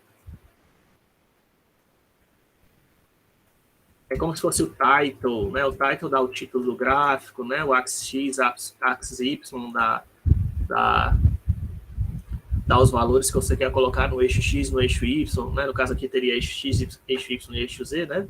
Essas cores aqui tá para dizer assim, de acordo com a altura, pinta de uma determinada cor, né? As cores mais altas acho que são vermelho e as cores mais baixas é azul. E vai progredindo, né? Azul, verde, amarelo, vermelho, de acordo com a altura. Mas você pode mudar, tá? Essas cores. Aí o surf, ele mostra esses patos coloridos, né? O mesh, ele mostra só as linhas. Não. E tem uma outra também. Além desse, tem o mesh, tem o surf. E tem o plot 3, tá? Tem o plot, né, que a gente usou até agora. Existe também o comando plot 3, que aí é justamente para plotar 3 dimensões, x, y, z, né? Que eu acho que ele mostra só como linhas. É, ó. Eu não gosto muito do plot 3 por causa disso, ó. Ele mostra linhas e mostra linhas só em uma direção, né? Mas, de repente, se alguém preferir assim, né? Aquelas mesmas linhas que a gente viu antes, né? Só que não está mostrando no formato de grade, né? Ele só está mostrando as linhas em uma direção só. Mas são as 3 maneiras de exibir, basicamente, tá? Plot 3, Mesh e Surf. Dessas superfícies, né? Não sei se tem. Para plotar mais do que isso, já não dá, né? Mas você pode fazer com a figura de 4ª dimensão, fazer uma projeção para a terceira e depois plotar a terceira, né? Mas pelo menos para a terceira dimensão já dá, para você plotar já ajuda, né? É, porque como é que vai representar? Não existe uma maneira ainda oficial de representar a 4ª dimensão. Quer dizer, até tem, né? Mas não que todo mundo concorde, gente. Aí aqui eu fiz, como é um pedacinho, eu fiz aqui de novo por causa disso, porque você chamando anônima, né, 3, 4, você pode obter o valor, né, específico para aquele ponto 3, 4, que seria cosseno, nesse caso aqui seria a gente estar fazendo cosseno de 3 mais cosseno de 4, se não estiver enganado, né, a nossa função anônima que a gente tinha definido antes. Só que aí eu peguei aqui e gerei um pouquinho mais, né? Porque ele só está mostrando um pedaço pequeno da função. Ó, de menos 10 a 10 para y, com passo de meio, e de 50 a 70 com passo de meio para y, né? Aí colocando ponto e vírgula para a gente não mostrar tudo isso, porque vai ser uma matriz grande. E aí plotando a função agora inteira, usando o mesh. Ao invés de usar mesh, né? Já que eu já usei ali em cima, eu vou colocar o surf. Opa, esqueci de executar, né, a linha. Enter, Enter. Pronto. Já dá a gente ver melhor, né, a cara da função.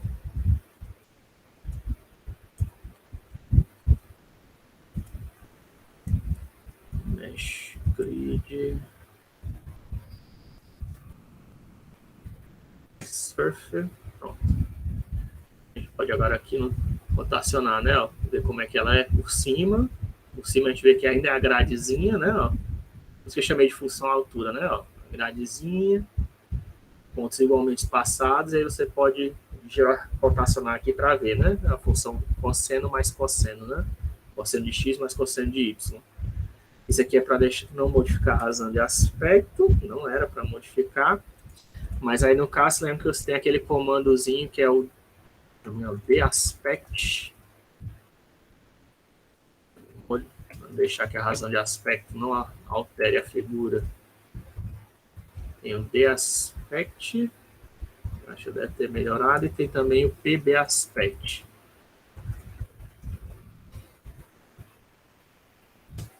O daspect é o dataspect, quer dizer que se tiver alguma diferença entre as razões, né, vai deixar tudo para entre as... Acho que não tem aqui não, né? O passo está igual.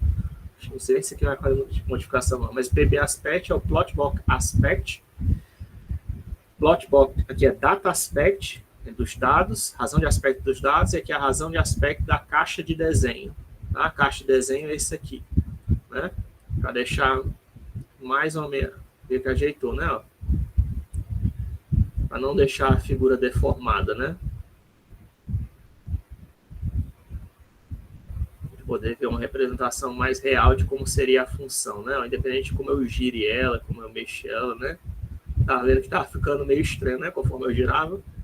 Para você evitar aquelas distorções que estavam acontecendo, conforme eu girava a figura, você tem que usar o pbaspect e o daspect, tá? Para ajustar a razão de aspecto a caixa e a razão de aspecto da caixa. Para garantir que as dimensões nas três direções sejam iguais ou que nos dados... depende do que você quer fazer, né? Mas o jeito de você corrigir isso é usando esses dois comandos, tá? O pbaspect e o daspect, que a gente já falou no início do semestre.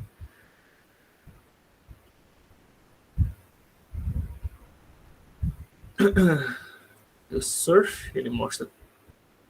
Veja que aqui está deformado, né? Ó, que eu não usei, né? O do pbaspect e daspect.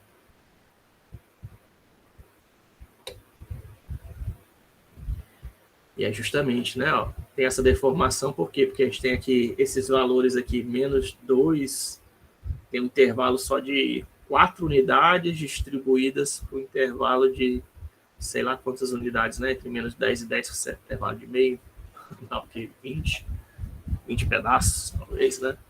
Por isso está dando essa deformação, né? Essa deformação aqui.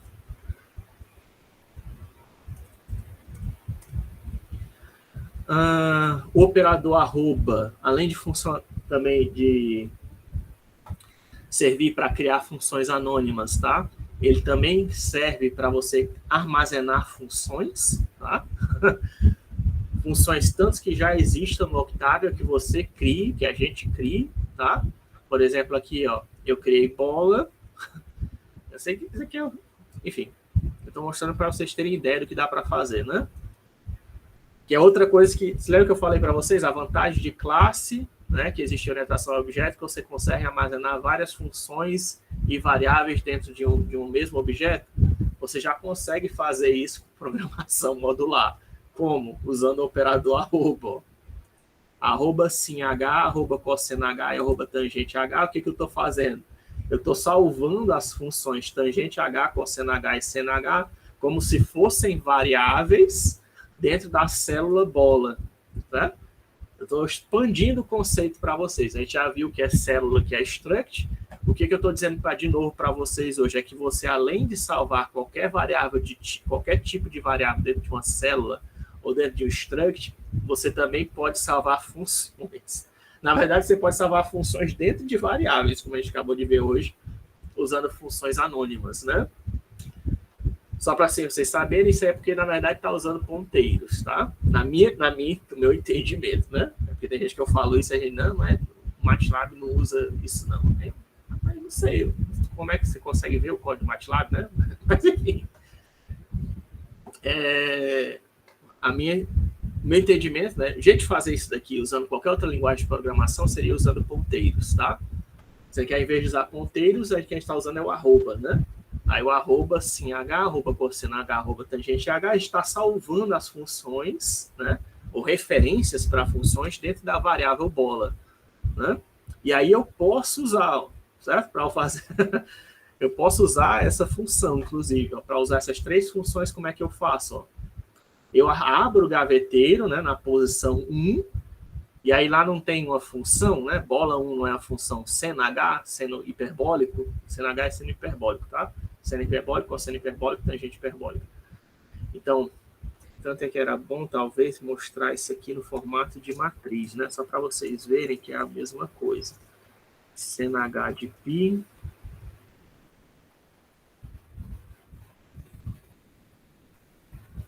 Cosseno H de π.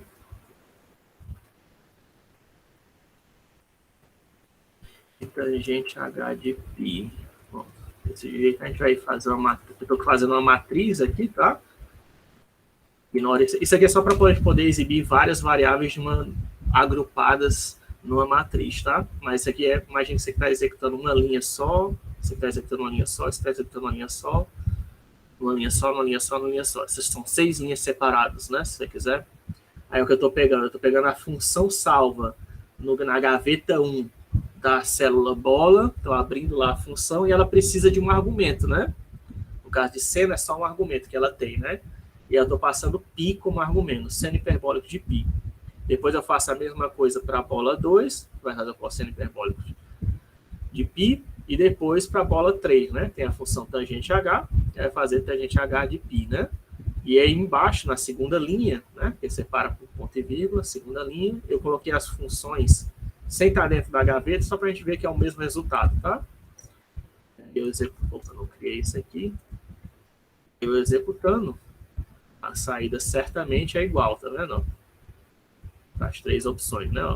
Bola 3 e tangente H retornaram o mesmo valor, bola 2π cosseno H retornaram o mesmo valor, bola 1π seno H de π retornaram de fato o mesmo valor, tá?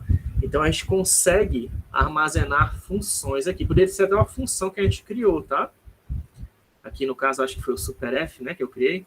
Eu poderia fazer assim, ó. Superf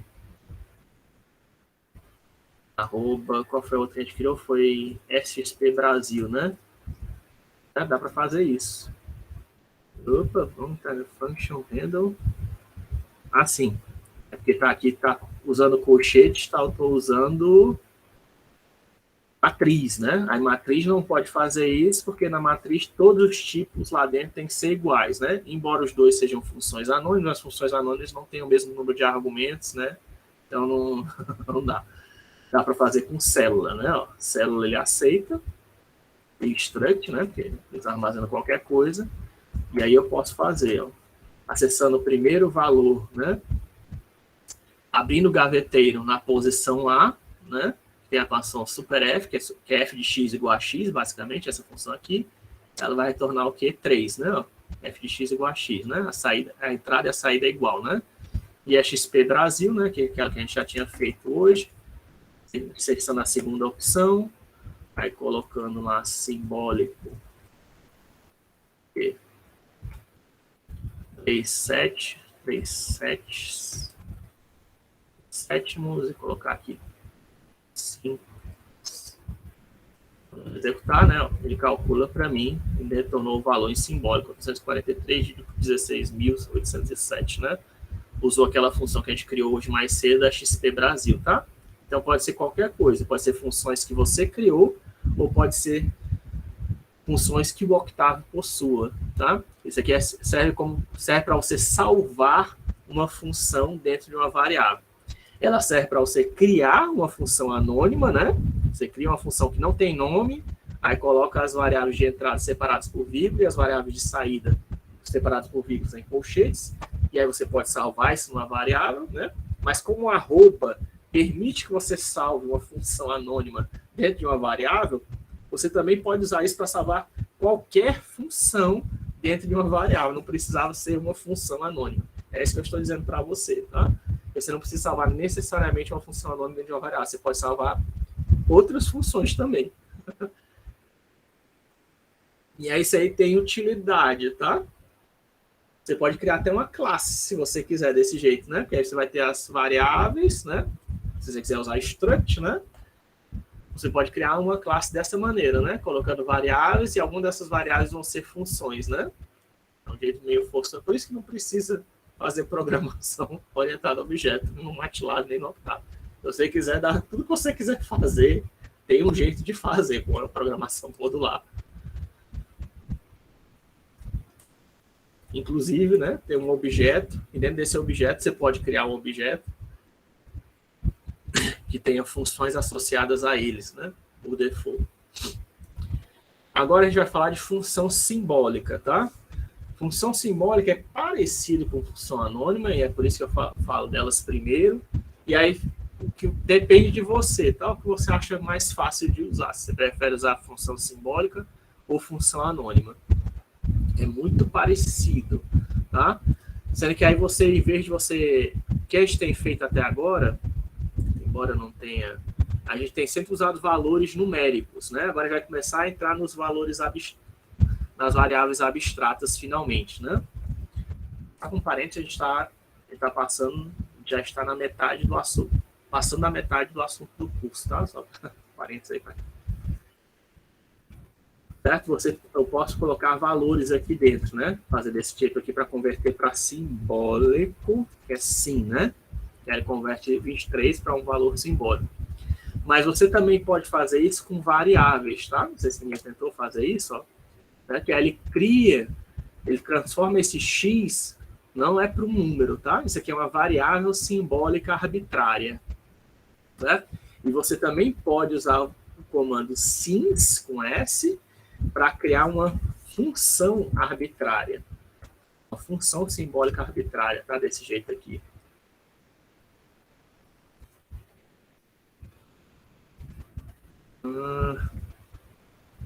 Fiz errado, né? É porque tem que definir depois, né? Você cria desse jeito a função, depois tem que definir ela, né? Então, ó, você usando o comando sims, você cria uma variável simbólica, tá? Sim, se eu fizer assim, ó, sim x, né? Eu criei uma variável x que vai ser do tipo simbólica, tá? Aí eu posso fazer x vezes 3, por exemplo, ó.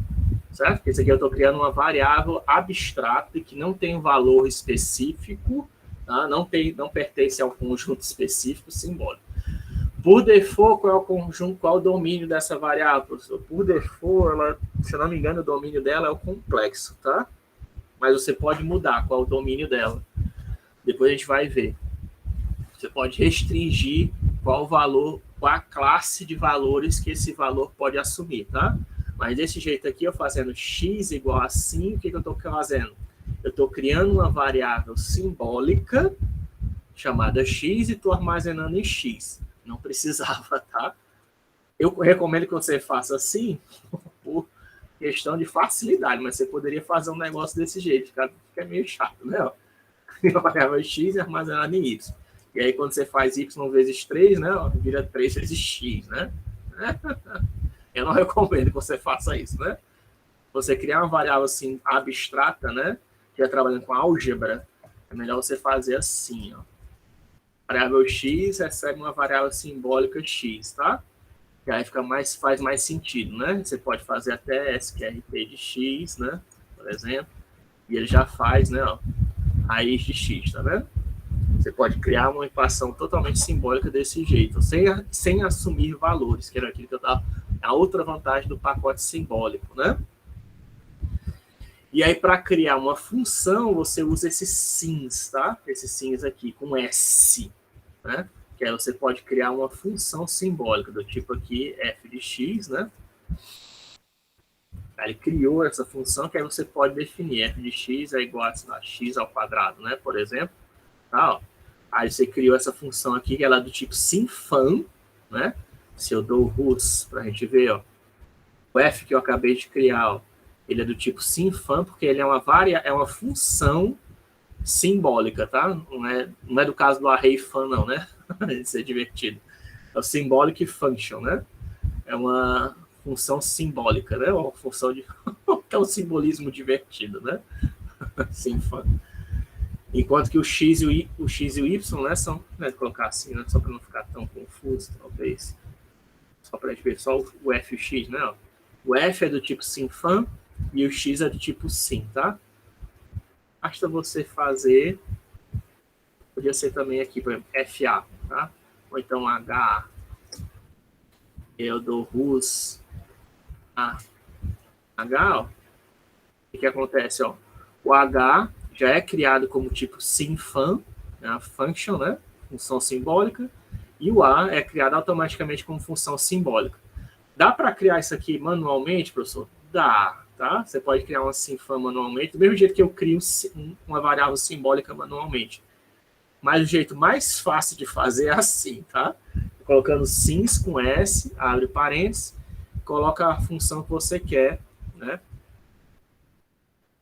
No formato de texto. Sims, por exemplo, podia ser G e um MN, né? Tá? O que ele vai fazer? Já acabou de fazendo desse jeito aqui com sims S, ele criou uma função simbólica G com três funções, com três variáveis de entrada UMN, né? Também do tipo simbólico, né? Eu posso até ver isso dando RUS G. O MN ficou esquisito, né? Não é a ordem natural do alfabeto, mas tudo bem. Ignore, né? Não, está tudo bem. Certo? O MN, com variável de entrada tipo simbólico, e a variável do tipo sim-fun. E aí só falta definir ela, né? Vou colocar o MN vai ser igual a U ao quadrado mais, sei lá, M vezes N, né? Certo? Acabei de criar a variável, a função simbólica, sim-fun, que é M vezes N mais U ao quadrado, né? 3 argumentos, e você pode até passar valores, tá? Para ela, sei lá, 2, 3, 16, né? Vamos ver se está certo. 2 ao quadrado dá 4, né? 3 vezes 4, 12. 12 com 4, 16, certo? Veja que aqui, isso aqui não é muito correto de fazer, não, tá? O certo seria passar isso aqui do tipo simbólico também, né? Mas aí, como é uma função simbólica, recebendo argumentos para double, já fez a conversão implicitamente para mim, né? Mas, no caso aqui, como são valores pequenos, não tem problema, né? E aí, do mesmo jeito, você pode fazer um mesh grid e tal, né? Para plotar isso. Sendo que acho que para plotar a função simbólica, a função é um pouquinho diferente, não é o plot natural, mas já vou falar disso. Certo? Então, o que você faz? Você usa para você criar funções simbólicas, você tem que declarar, usar sims, colocar um espaço, né? Na verdade, vamos deixar assim para ficar mais padrão, né? Porque vocês estão acostumados. Certo? Que aí essa aqui está criando uma função simbólica chamada G, que recebe um argumento de entrada, o argumento de saída vai depender do quê? Da definição dela, né? Que aí eu defino agora a função gz igual a seno de z dividido por z, que isso aqui é a função sync, né? Aqui é a definição da função sync, se vocês conhecem. Eu acho que não existe sync, né? No Octave. Existe sync. Existe sync, né? 12. Se eu estiver errado, acho que é isso, né? Seno de 12 por 12.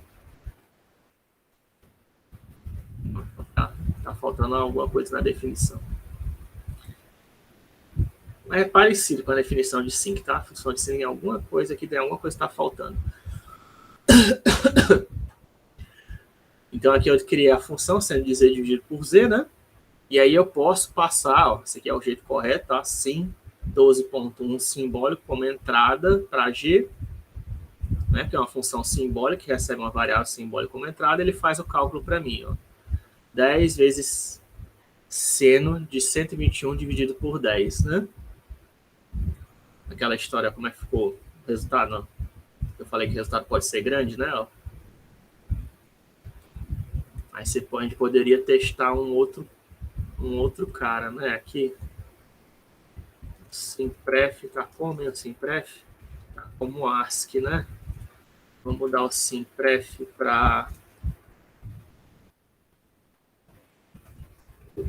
Em vez de ficar como ASCII, ficar o display a Unicode. Né? Para ver se melhora.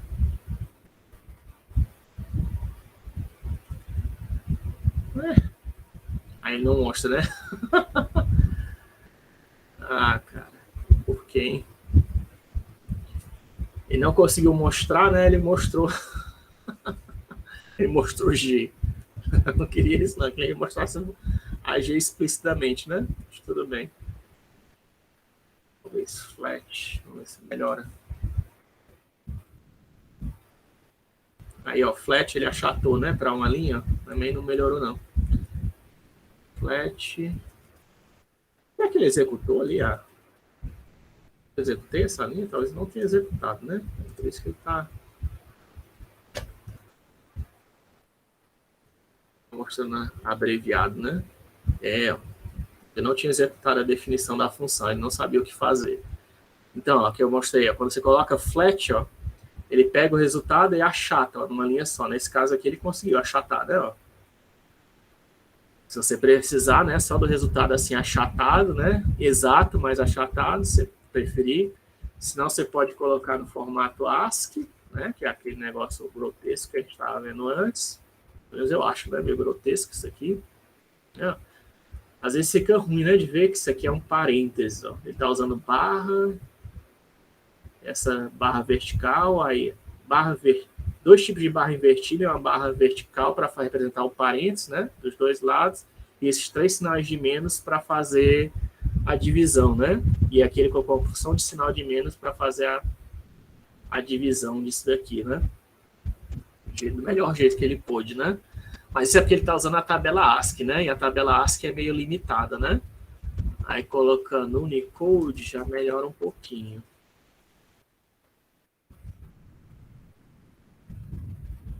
Ainda ficou meio ruim, né? Mas já melhorou, né? Já fica mais fácil, né? De entender o que está acontecendo, ó. Porque aqui, em vez de função de sinal de menos, ó, ficou uma barra única. Aqui ficou uma barra única. Parênteses aqui não está muito legal, né?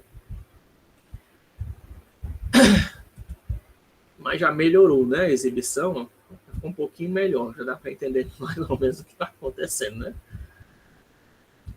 Mas tem um outro jeito. Eu acho que eu falo aqui, né? Não, é lá no final que eu falo. Eu acho que tem, né? Você pode converter isso para LaTeX, tá?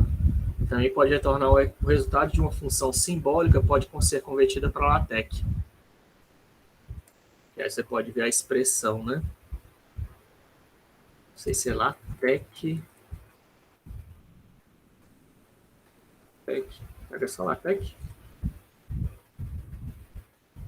Não. Sim, show. Tem que ver qual o comando. Mas tem. Agora eu não estou lembrando qual o comando. Tem um comandozinho que você pode converter para LaTeX. Essa expressão, né? Que aí fica direitinho, né? Porque no LaTeX ele tem, né? O parênteses grandão. Para não ficar esse negócio quebrado aqui. Isso aqui o que ele está fazendo, ele está usando símbolos existentes na Unicode, né? A Unicode até tem mais símbolos do que a tabela ASCII, né? Mas não tem todos, né? Se você quiser a melhor representação possível, o jeito é você converter de simbólico para LaTeX. Eu acho que eu coloquei isso aqui, né, nessa aula. Eu disse que ia colocar, mas eu acho que já coloquei. Mas se não colocar, quando chegar no final desse arquivo, eu mostro para vocês como é que faz. Sim, é isso que eu estava falando. Para você plotar essa função G, que a gente acabou de criar, né? Aí já não dá para usar aqueles comandos que eu mostrei, tá? O plot 3, o mesh ou surf.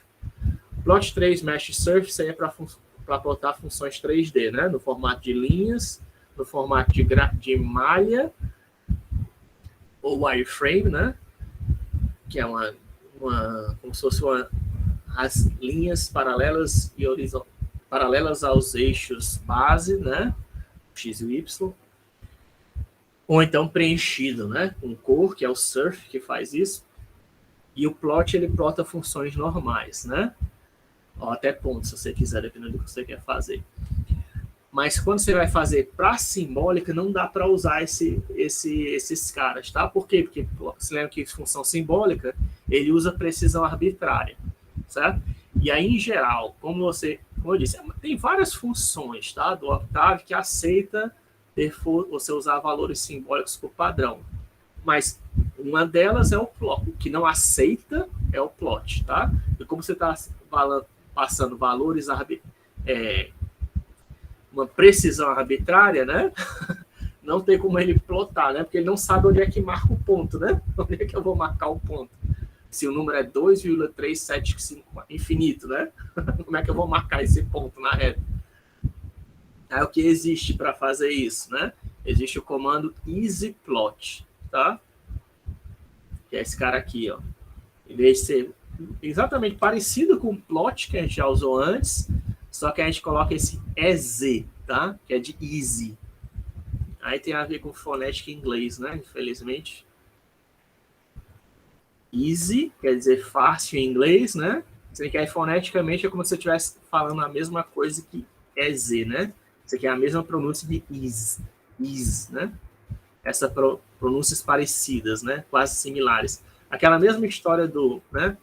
Do nan, chu, str, né? Esse chu, que é 2, né? É a mesma pronúncia de chu, né? Que é a mesma pronúncia de chu, né? Praticamente as pronúncias são todas iguais, né? A mesma coisa aqui, tá?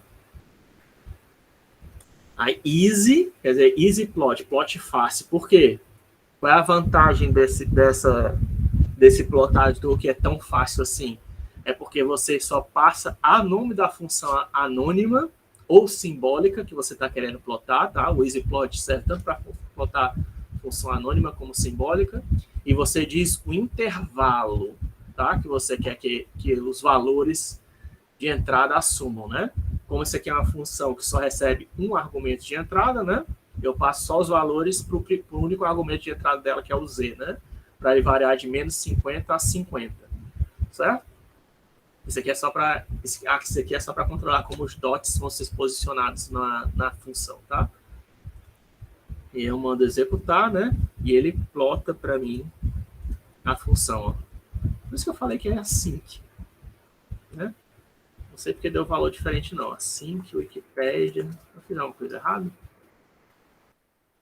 Esse aqui é o plot da Async, tá? Esse aqui parece muito com a Async. Não sei porque deu diferente. Aqui a Async, ó. Async é isso. Ela tem um pico, né, na origem e ela vai decaindo suavemente conforme você se afasta da origem, tá? É parecido com a... É parecido, lembra muito com a gaussiana, Async, né? Só que a diferença é que ela, em vez de ter só valores todos positivos, elas têm valores positivos e negativos, né? O valor maior positivo no zero, e aí tem valores negativos próximos, né? Que vão alternando, é positivo e negativo. Isso aqui é muito usado com tratamento de sinal. Tá vendo? Seno de x sobre x, né? E também tem essa outra função aqui, enfim.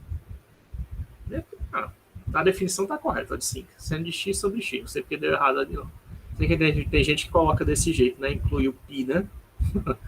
5 de x é pi vezes x sobre pi. Aí não sei por que tem gente que coloca pi e tem gente que não coloca pi. Aí o pessoal de engenharia deve saber, né? Certo? Mas essa aqui é a função 5, então tá correto. Tá? Eu dou o plot nela, tá? E aí eu não preciso me preocupar com, que é sem dizer sobre Z, não, de passar valores para ela, né? Ele já corrige para mim.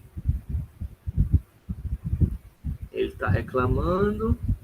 Eu acho que eu estou passando valores não tipo simbólico, né? Talvez ele queira que eu faça assim.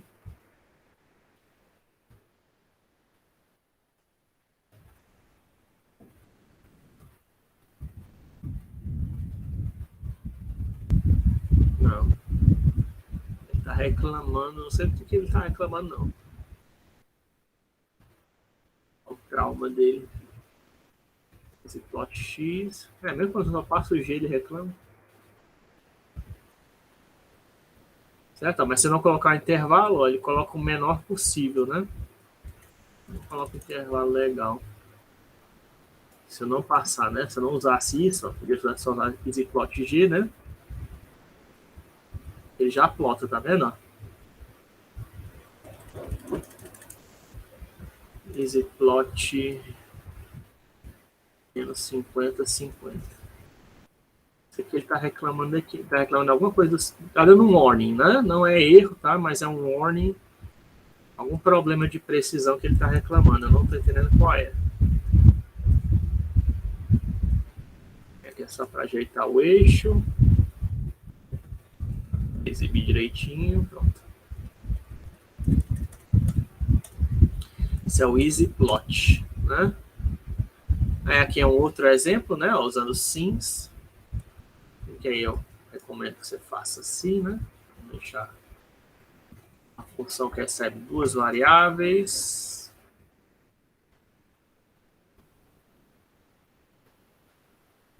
Já está passando um pouco da aula, né? Deixa eu ver se isso aqui tem muito ainda. Eu vou deixar para a gente continuar isso na próxima quarta. Ainda tem bastante coisa aqui nas funções simbólicas.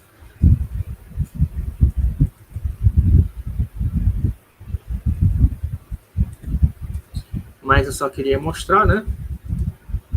Você também pode fazer o EasyPlot para plotar a função anônima, né? Opa. Por exemplo. Certo? Fica mais fácil de plotar, né? Ó. Aquela história de usar o arroba. O arroba cosseno de x, né? Que é aquela função que a gente... Como se fosse uma referência, mesmo uma função normal, né? Dá para fazer isso se você usar o arroba, né? É o arroba que meio que transforma como se fosse uma função anônima. Então, a arroba cosseno, ele vai plotar a função cosseno usando o EasyPlot, ó. Sem precisar fazer aqueles variáveis de entrada e variável de saída, né? Ou então EasyPlot, arroba, qual foi aquela? Foi o SuperF, né? Que a gente criou hoje. EasyPlot, arroba, SuperF. Aí já plota, né? Ó, uma reta. Tinha alguma função anônima que eu tinha criado hoje, não era? Não sei se é CF. FA não está definida, né? G.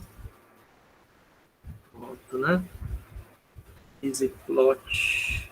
Mas aí, isso aqui é a função, acho que ele não vai aceitar não, né?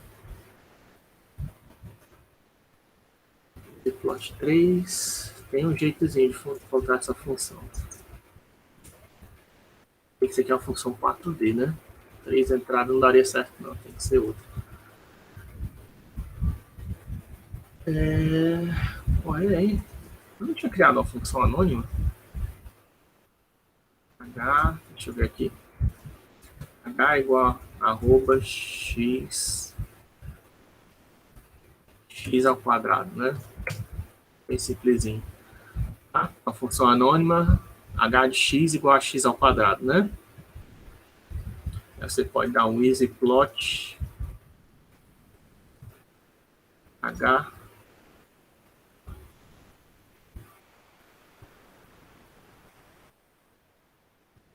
x elevado a y. Tem alguma coisa errada. É porque tem. Entendi. Porque aqui tem que ter um pontinho, né?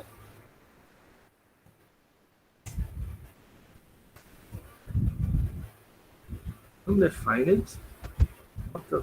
Trauma, cara.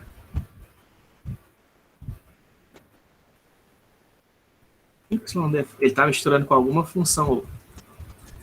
É o problema de você usar essas funções, tá?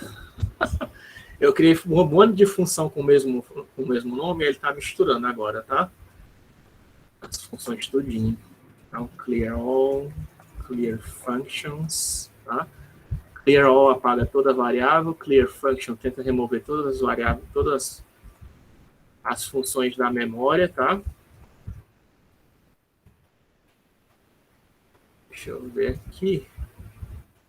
EasyPlot. Agora foi, tá vendo? Tava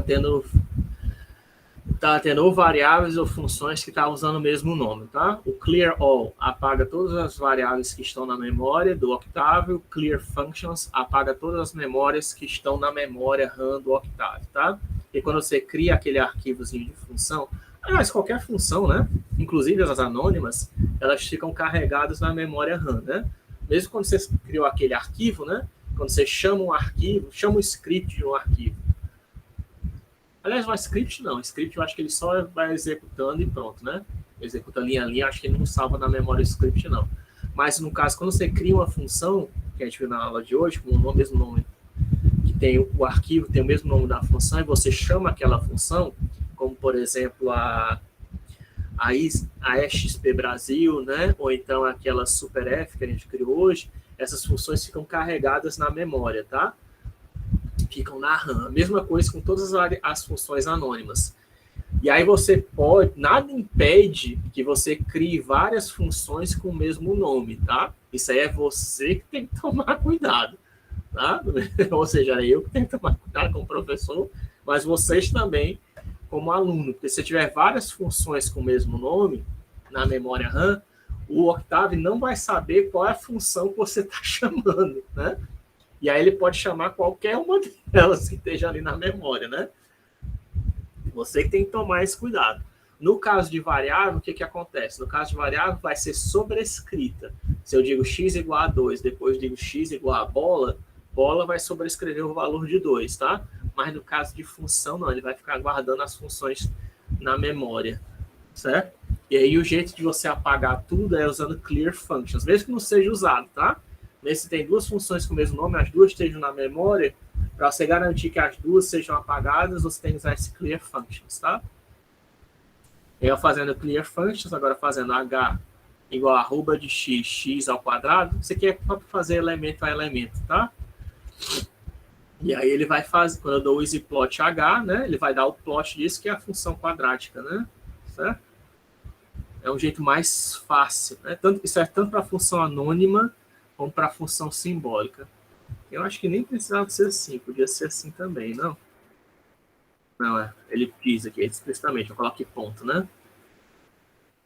E ponto faz elemento a elemento, tá? Ele vai passar um vetor, certamente vai passar um vetor, e aí para você garantir que a operação está sendo feita elemento a elemento, tem que usar o ponto, né? Que a gente já viu. Aí ele plota direitinho. Podia ser outra, tá? Sei lá, x ao cubo, né? Por exemplo. Nem plota, né? Ó, aquela curvinha e tal. Pode ser qualquer função, né? Ou então, se você quiser função anônima, né? Aí você faria o quê? Sims g de x. Já vou acabar a aula, só um instante. Para mostrar, né? G de x.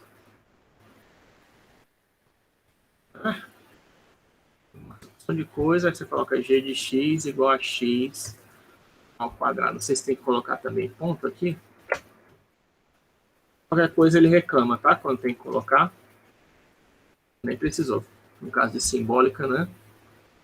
Porque aquele negócio de ponto para fazer elemento a elemento é só quando você está fazendo a operação com os tipos default do Octave, né? Mas se está fazendo o tipo simbólico, você não precisa nem usar aquela questão de usar um pontinho, né? Para fazer elemento a elemento. Só fiz g de x, tem que fazer os sims, né? Sims de GH, né? Cadê? Sims de g de x, depois de definir, né? G de x igual a x ao quadrado, né? EasyPlot g, e ele plota pra gente a função quadrática, né? Do mesmo jeito que a outra, tá? Ou seja, o EasyPlot, ele pode ser usado tanto para plotar funções simbólicas como anônimas. Funções que não sejam simbólicas nem anônimas, usando o arroba, né? Como eu mostrei para vocês. Se você quiser usar uma função que não é simbólica nem anônima, você ainda pode usar o EasyPlot usando o arroba, né? Ó, arroba, por exemplo, sync, né? Ele vai plotar para a gente, né? O sync é uma função, né? Ninguém tem que ajustar, né, os intervalos aqui, depois tá cortando lá o pique. mas sei lá, o seno hiperbólico também, né? Você pode usar o arroba, que ele plota para você, né? A função seno hiperbólico.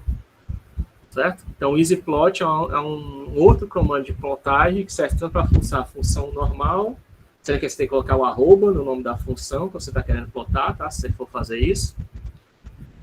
Ou então, função simbólica, né? Só o nome da função mesmo, ó. O mínimo é isso, né? O nome da função. Ou então, uma função anônima, né? Como eu fiz aqui para H. Né? EasyPlot H, que é uma função anônima, né?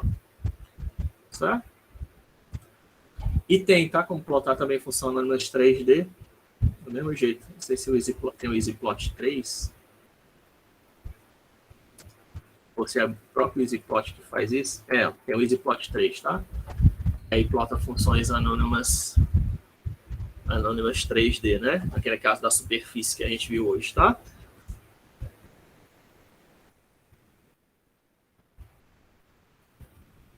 Então, por hoje, a gente vai parar, que já passei bastante, né? 20 minutos da aula. Deu para compensar bastante. Quem saiu antes não vai levar falta, não se preocupe, tá?